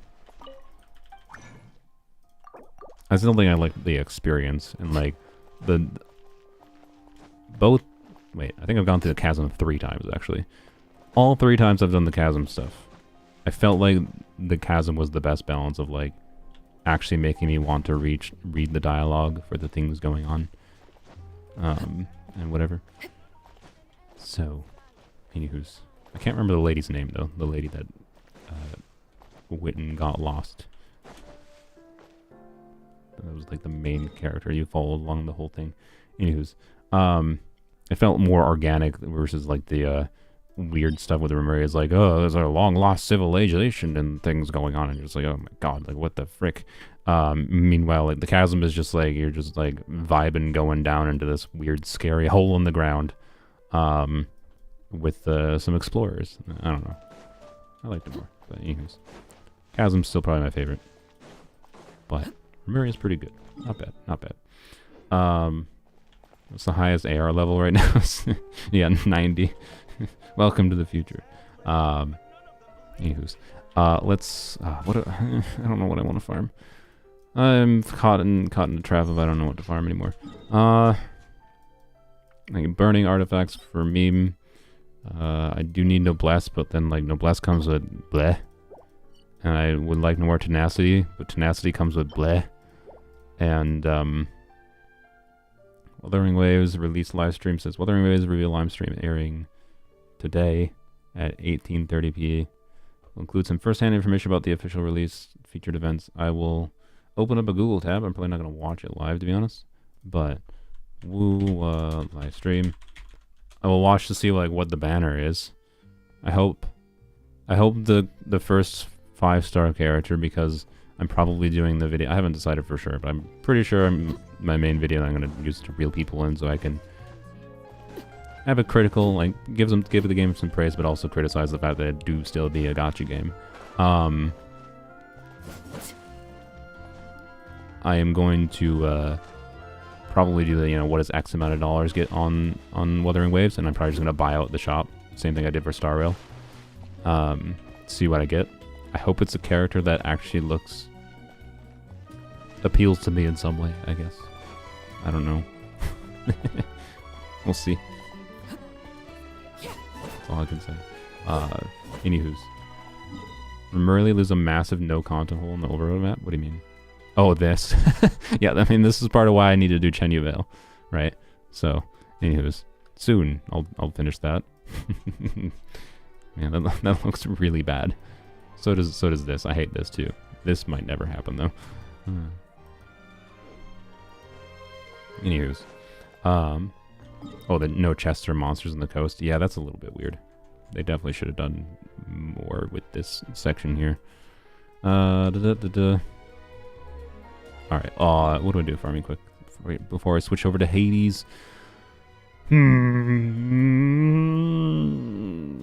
I don't know what I farmed Gilded Dreams yesterday because I was like, hey, Gilded Dreams is useful. I could actually use some more Deepwood pieces. They won't be useless. And then I got a piece. I got 2 pieces actually that I leveled up. I got a better Cryo Goblet than I had in the past, which is cool. I got a 4-line double crit attack % goblet, and it rolled decently. A little bit of low rolls, I think. Or no, the crit rate was low roll. I think the crit damage is actually high. Where is it? It's leveled up. I have a brain. There we go. Yeah, 2.7 crit rate, 22.5 crit damage, and 2 attack % rolls, and 2 flat HP rolls, which is sad. It could have been a lot better. 1 more crit roll would have made it like, good goblet, right? Quality goblet. And it's still a good goblet, but it's like, it's more relatable now. And then I threw away the old goblet into a Deepwood flower that I got, which was double crit, defense % and EM, and it did not roll in defense % at all. But despite that, it still doesn't look that good, right? Like, this does not look like a very good piece. It is a really good piece, to be clear. The stat value is very high on it, but it had low crit rate rolls. and low EM rolls. Like, this is 3 EM rolls, but it's triple minimum roll, I believe, is what this is. So, oof, right? Like, this triple minimum roll EM is barely better than double max roll EM. So, I hate when you have a really cracked 4-line piece that rolls entirely well, but then it rolls low enough that it functionally just became a 3-line piece. That's what this piece became. And it is not really that useful to me. Like, it's probably an upgrade for Nahida, I guess. Yeah, as far as her damage goes, but ugh. It made me sad because, like, it's a piece I can't stomach throwing it away, but it also is not useful to me. So I just feel like I wasted a bunch of artifact XP. Oh well. Staring into my eyes is illiberal. Anywho's, frick it. I don't want to decide. So I should probably, if I can't decide what I want from artifacts, that should just be more motivation to get what's it called? The Hero's Wits Mora. Especially since that's what I said I was I used to do this stream. Actually, wait. I spent 150,000 more on the stupid harp. But I still profited more of the stream. I still made 100,000 more. Let's go. Good job, me. I made money this stream. What a world. I mean, I didn't make any actually, I don't even think I made any. I have not had many viewers. I don't think I made any real world money. But I made in-game money. Which makes me feel something. Do I have to 3-star the chamber to get Xiangling? No, I think you just have to clear it, if I recall. What was this team before? It was Candace Arlecchino. Yeah, let's use Candace Arlecchino. Why not? Much. Kazuha? All right, let's head off. Candace. What's wrong? Are you... So, let's go. Oh, you're talking about... somehow I missed...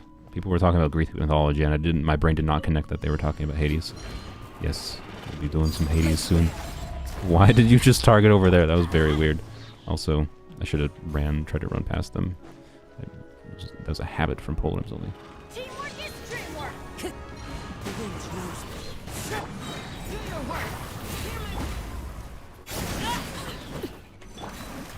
I hate these things so much.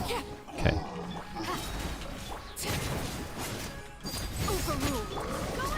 This team is not ideal with this domain just because of this stupid starting phase.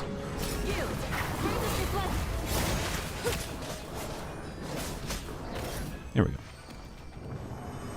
Perfectly fine in the second phase, just the annoying buttholes in the other part. Also, Bennett is on the wrong build. Sure. Yes, thank you.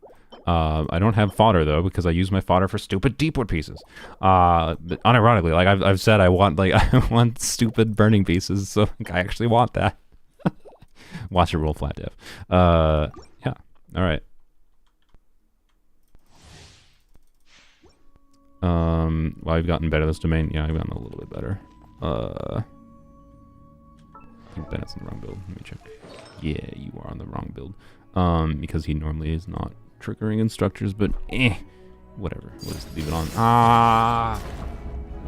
Okay, I have to use this. No. Okay. Well, I guess we wait. Because, yep. Oops.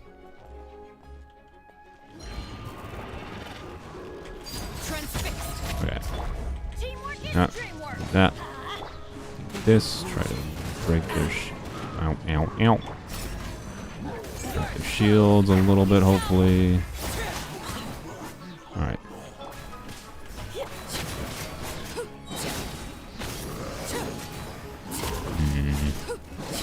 They stay grouped ideally.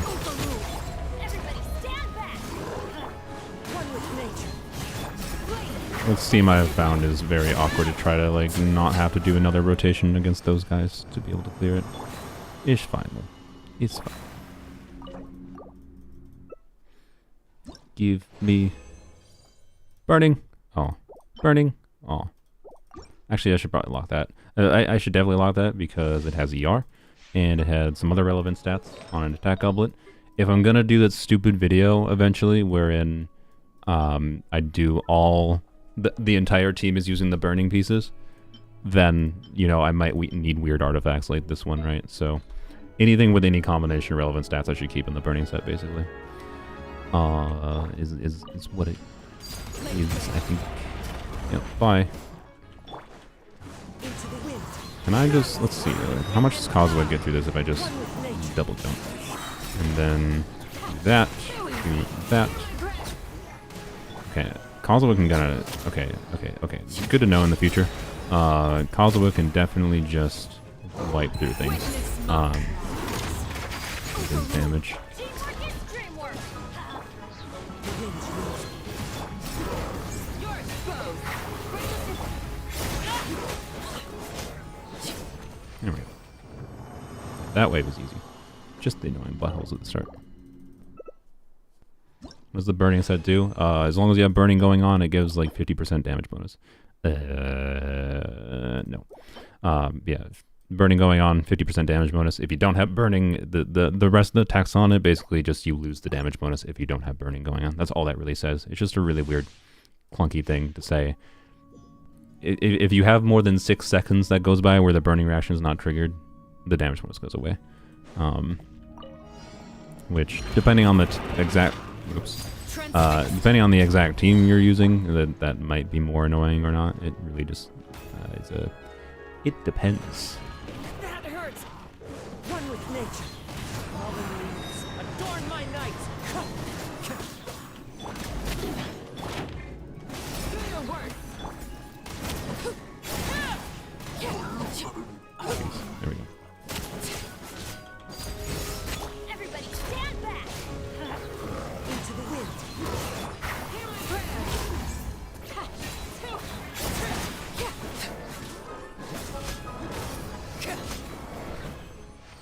Alright. Last risen. No. Sure. Okay. If I get double crit on that and double crit on the flowers I've gotten, I'm not that far away from a 4-piece build on Arlecchino. But there's also like no world where they roll well. Well, I shouldn't say there's no world. It's possible, but I have a ridiculously good gladiators build for her, so it's highly, highly unlikely I get whimsy pieces that are relevant. What did I got that? What did I get? I got, I think, was it a feather or a flower on the burning set? I'll be honest, a very significant nag in my brain wants me to throw away this deepwood piece that I got yesterday into it, but like, I really shouldn't. It's a terrible idea. Like, this is a good artifact, but at the same time, like, the main thing I actually need from deepwood pieces, I'm gonna leave this account shortly, so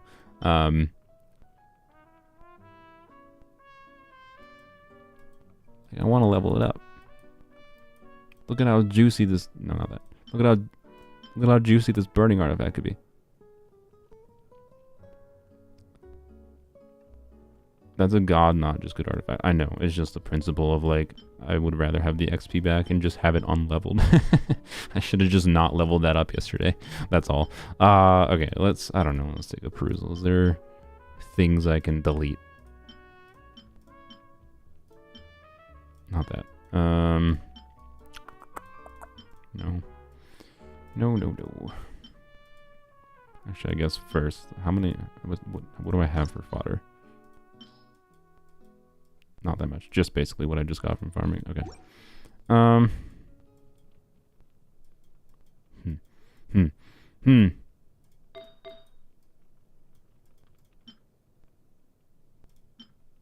yeah, I've been forever keeping this because it's low crit value but high ER. Is like, I don't know, man. I might need the ER on gladiators eventually, right?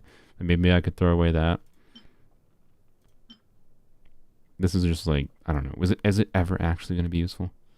I feel like. I don't know. I also have this piece already. So it's like the circumstance where I need the ER from this piece is what? Like, it has 2 minimum rolls of crit rate and then a good chunk of ER. And if it gets ER or crit again, this is a good piece. Throw away the Maiden's Feather? No, I need that. I need that for 4-piece Maidens. No, definitely not that.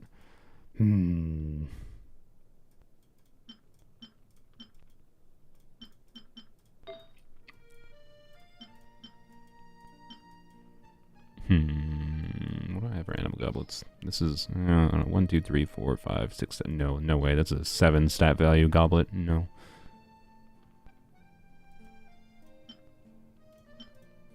That's an onset Dendro goblet with high stat value.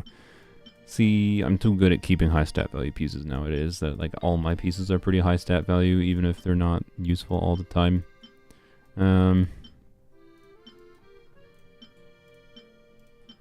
Like, I'm using neither of these circlets right now. That's really funny. Why? I feel like Shungling should be using one of them, but whatever, it's fine.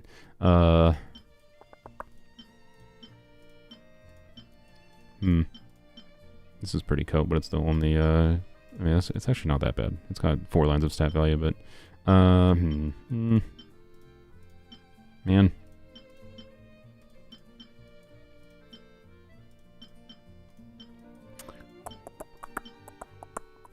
This is really good. I didn't even realize I haven't finished leveling that up yet.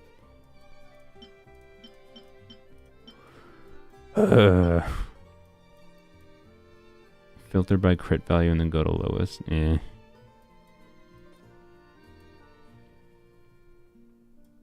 never understand how many people can count, rolls. I mean, I'm just counting the number of rolls. Because I know that, you know, attack percent rolls are like 5%, so this is 2 attack percent rolls. Crit rate is like 3-ish%, so that's 3 crit rate rolls. And then that's 2 ER rolls. Right, ER is like 5-ish%. Ranges a little bit, but it's harder for certain pieces, like, you know, you get into, like, ER has, like, ranges from, like, 4.5 to, like, 6.3, and, you know, there are circumstances where, like, you can have a number of low rolls that is very similar or equivalent to, like, 2 high rolls or whatever, and it's harder to count that, but, you know, I'm not calculating, like, roll value on the fly or anything. I'm just counting the number of rolls, the stats that it had. But yeah. Okay, well, I don't think I have anything I'm willing to throw away, to be honest. Oh well. Means we're not getting this to max level.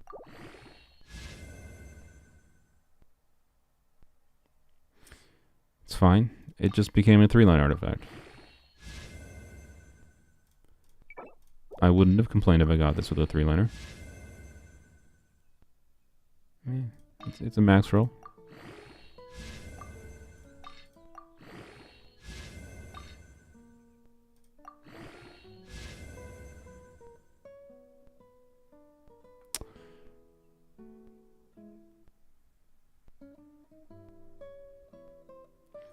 I shouldn't throw this away. On principle of, again, my video idea of using entirely these artifacts in the team, like, because of that video idea, like, I'm gonna have to use some amount of cope artifacts, right? So, like, I shouldn't throw it away because of that, but also, frick this artifact. It could still be a pretty decent stat value piece that I should absolutely still keep, but I hate it. I want it out of my sight. It's not bad. It can be more than usable. I hate it, though.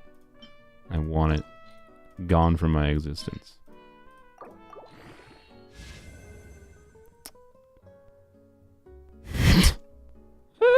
Okay, I think I might axe the video idea for farming the burning artifacts.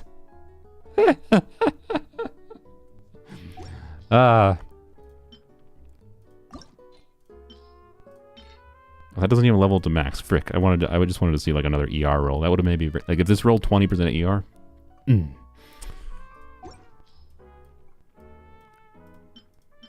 I don't think I have. Yeah, I don't even have a crit rate circlet yet. I think the reason that it's level 16 is because I fed an old crit rate circlet into it. You know what? Screw it. Screw it. Screw it. I want to be happy.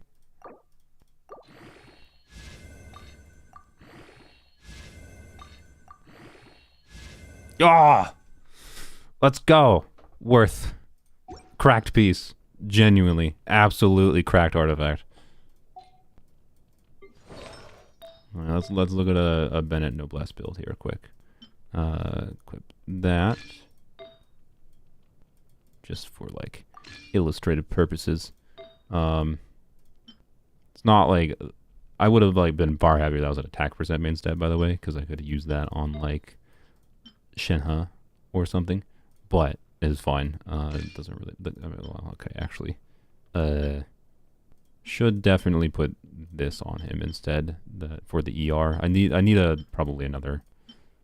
Actually, we'll put this on him instead because this has ER. The more ER, the better for Bennett, right? So blam, the blessed build for Bennett. 259 ER. As a very comfy Bennett. As cracked. That's great. That's 10 out of 10. I love that artifact. Alright. Beautiful. Sweet. Thank you, game. I genuinely appreciate that. Yeah, okay. Anywho's. 1-to-1 crit ratio. I mean, it's not really for the crit ratio. It's more just like Bennett doesn't really need, like, in a lot of teams you don't really care that much about having more healing on Bennett. Like, the only context nowadays that you care about healing on Bennett is really just with Farina. And in that context, I'll switch to a Maiden's build, right? I will literally switch to this piece, for example. So like in the context of this Arlecchino team, I just want Bennett to have as much ER as possible.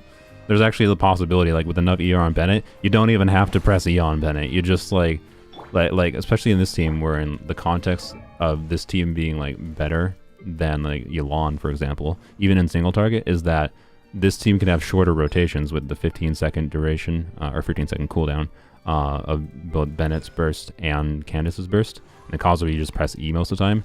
So like theoretically, the ideal Bennett build is a Noblesse build with a whack ton of ER where you never press E on Bennett, you just burst, switch to Kazuha, EQ on Candace, switch to Arlecchino, start whacking, right? For the fastest rotations possible. And that's the kind of artifact that enables that kind of thing, right? So genuinely, cracked piece. 10 out of 10 piece. One of the best artifacts on the account now. Not even kidding. So, yeah. Yeah, only had one bad roll. I mean, not even that bad of a roll, even. This could be a really good DPS piece, too. So, for a character that needs the stuff. I want to see his stats with Mist Splitter. I mean, just add, some attack and damage bonus, and then crit damage that goes up to like 100%. So, yeah. I mean, with Mist Splitter, yeah, he himself would deal more damage, but that's not really the point. So, anywho's, before we switch over to Hades, we're going to really quickly, definitely really quickly, surely, bam, turtle, going to farm on polearms only.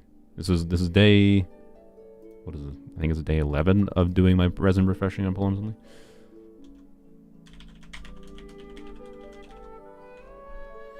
Can you borrow it for your Raiden? As soon as Hoyoverse implements loans, yes, we will do that. They're probably on their way to becoming a bank, so I'm sure it'll happen.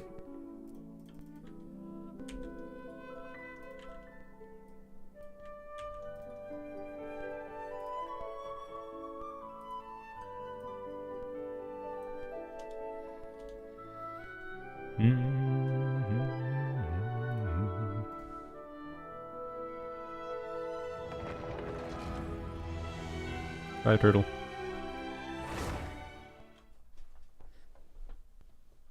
Let's go. I would never be able to balance multiple accounts. I would start crying out to do my dailies. Yeah, it's the rough part is when you start feeling the need to do quests on multiple accounts. So, all right. So for the live viewers here, I have been that didn't hear or weren't part of my previous streams. I've been doing resin refreshing. I think this is. All right, I already condensed. Yeah, I condensed that earlier. All right, so this is day 11 of doing this, and the reason I'm doing that is to offset one for a video concept. I'm going to make it a video of how bad is resin refreshing. By comparing what I get daily resin versus spending all of my daily primo gems. So there's 150 and 90 from Welkin plus 60 from dailies per day on resin refreshing. And I'm doing that until I balance out the fact that someone bought me this top up which is a total of 1,960 Primo Gems. So I'm doing 13 days, which is 1,950 Primo Gems, which means technically I'm profiting 10 Primo Gems. Oh my god. Should do a poll. I'm not gonna do a poll on this account. I need more resources. This is poll arms only. I am not doing any polling here. What did I come here? Oh, I need to go do farming first. All right. So, anyways,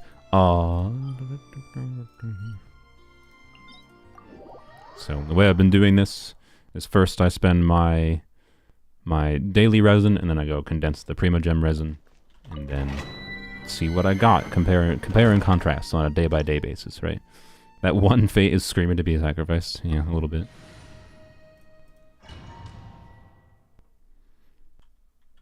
If Arlecchino's banner was still up, I would have considered it. C6 Arlecchino, just fun.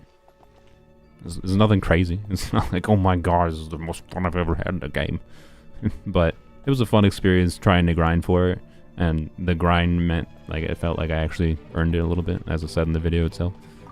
And, it makes farming this domain a lot easier.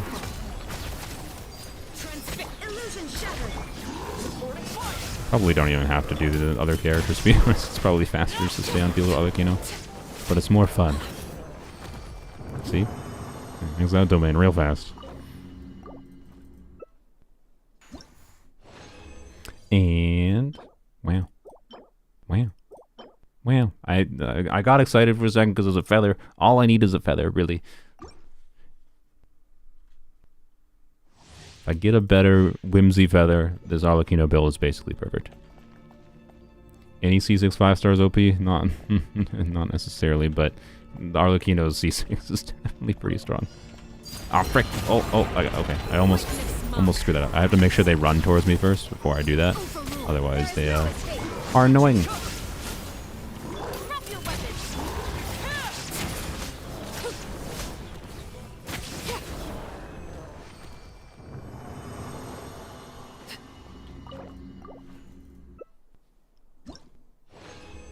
And, okay, that could be it could be I can't speak. Good lord, it's fine. Could be an upgrade. Could be an upgrade.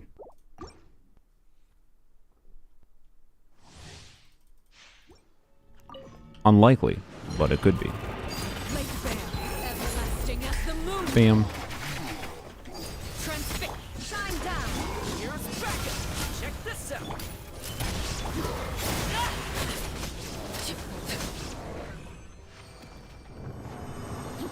21 seconds. For shame. And, okay, no feathers, but you know what? Nothing else. No, I didn't finish my word there. Nothing else. No, I don't think I need that. That could be a 40 CVPs and it's not useful to the account, so I'm not bothering.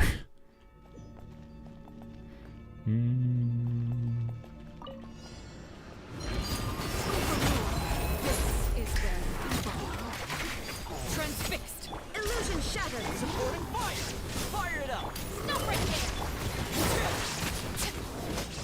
I've gotten a 19-second clear before, I think was the fastest I've gotten so far.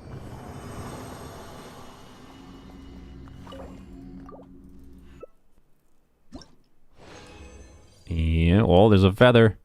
Wow. Wow. Wow. Huh? Oh, my voice just died there. Roll crit damage, please, and I will be very happy. Well, it also has to roll well.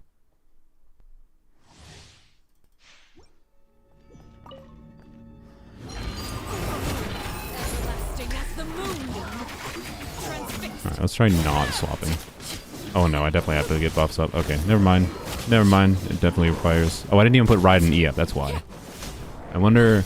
Yeah, I don't know. Like, as far as like trying to clear this domain as fast as possible, I don't know if it's actually worth doing EQ on Toma, right? Because of the animation time. It might be just more worthwhile just to, you know, E, Q, E on Arlecchino, Toma Q, or not Toma Q, sorry. Just ride an E quickly, Chevreuse E, and then switch back to Arlecchino. That might be the fastest way. We'll test that. We'll test that method in when we do the Primo Gem resin. All right. Since I had the extra 20 resin. All right. This is just a 20 resin thing. Last of my normal daily resin, and it's a... Yep. Wow.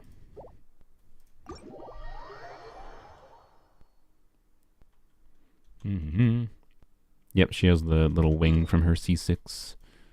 So fancy. Very worth. Yeah, this domain is annoying. It's awful. I think this domain being annoying and how terrible the burning artifacts went is going to be my logic for not doing that stupid burning artifact video. Unless a character comes out that like really incentivizes me to farm the burning artifacts. There's the Primo Gems in.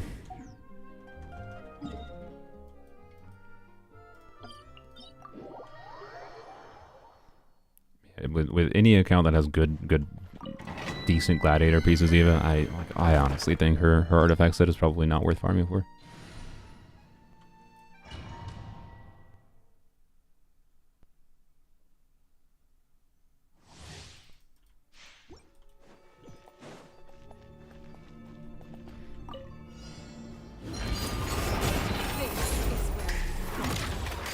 Ah, I didn't crit, and it also missed one. No. That happens sometimes. Yeah, there we go. Okay. Well.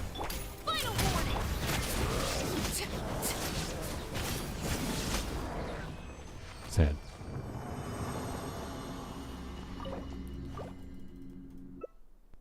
Primo Gems in number 1. Oh.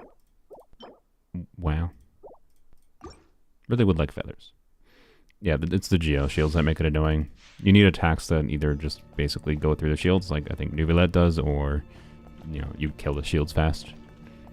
Or in my case, what I'm doing is you can hit them while, like, using her burst. Like, if you do the EQE thing. Do this. This should hit them. Yep. Transfixed. There is no escape. Drop your weapons.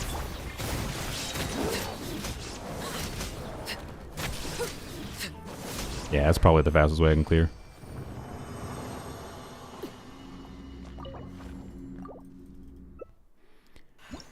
Primo Gems in number 2. And wow. Wow, thanks for the burning. Common Primo Gem L.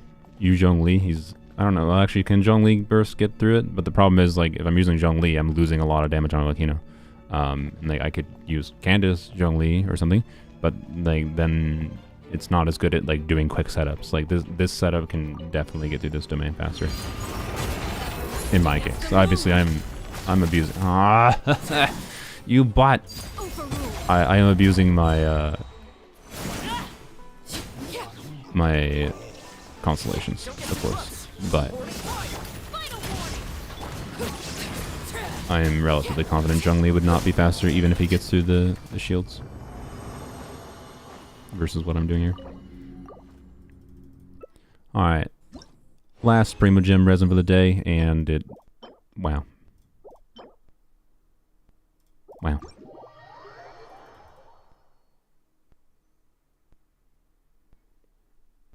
C6 Arlecchino gets energy real fast. Indeed, she does. Alrighty. What did I get? I think I got 1 feather. I had no reason to level that up. All these feathers, nothing. Alright, please. Please. Let's get another W for the not Primo Gem resin. Please.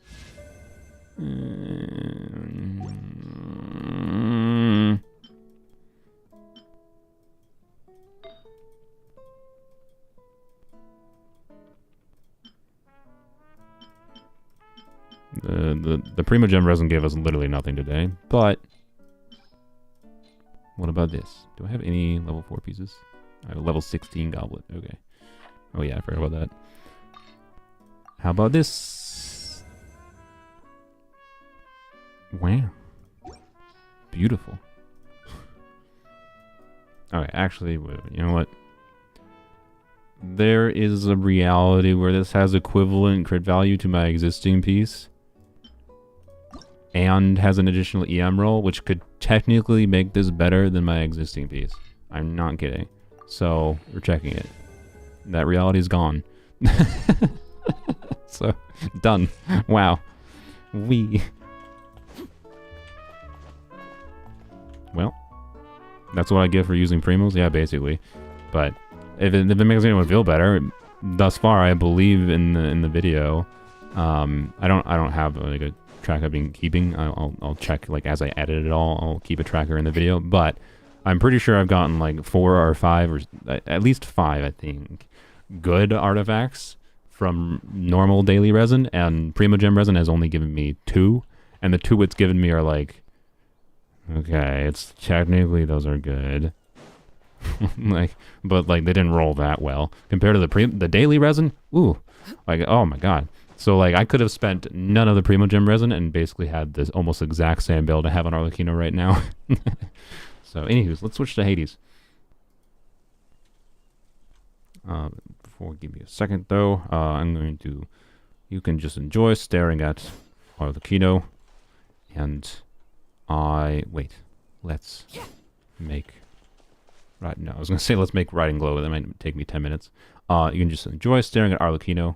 I want to play Hades, but I need to take a second to set that up, so give me a second. You're going to hear some noises and stuffs. Where's my Steam? I guess I can just launch it from my taskbar.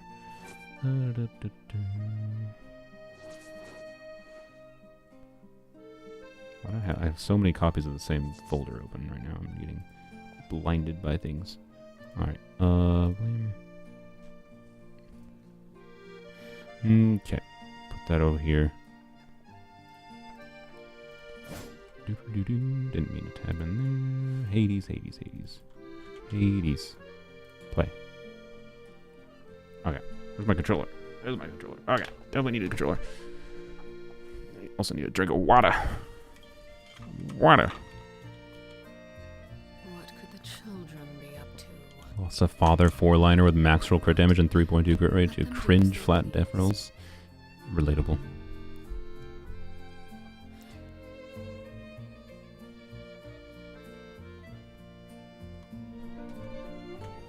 Which server? For Hades? Is there Hades servers? I sure hope not.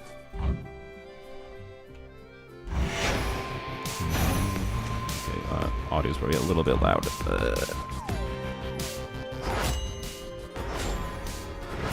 20% there for now.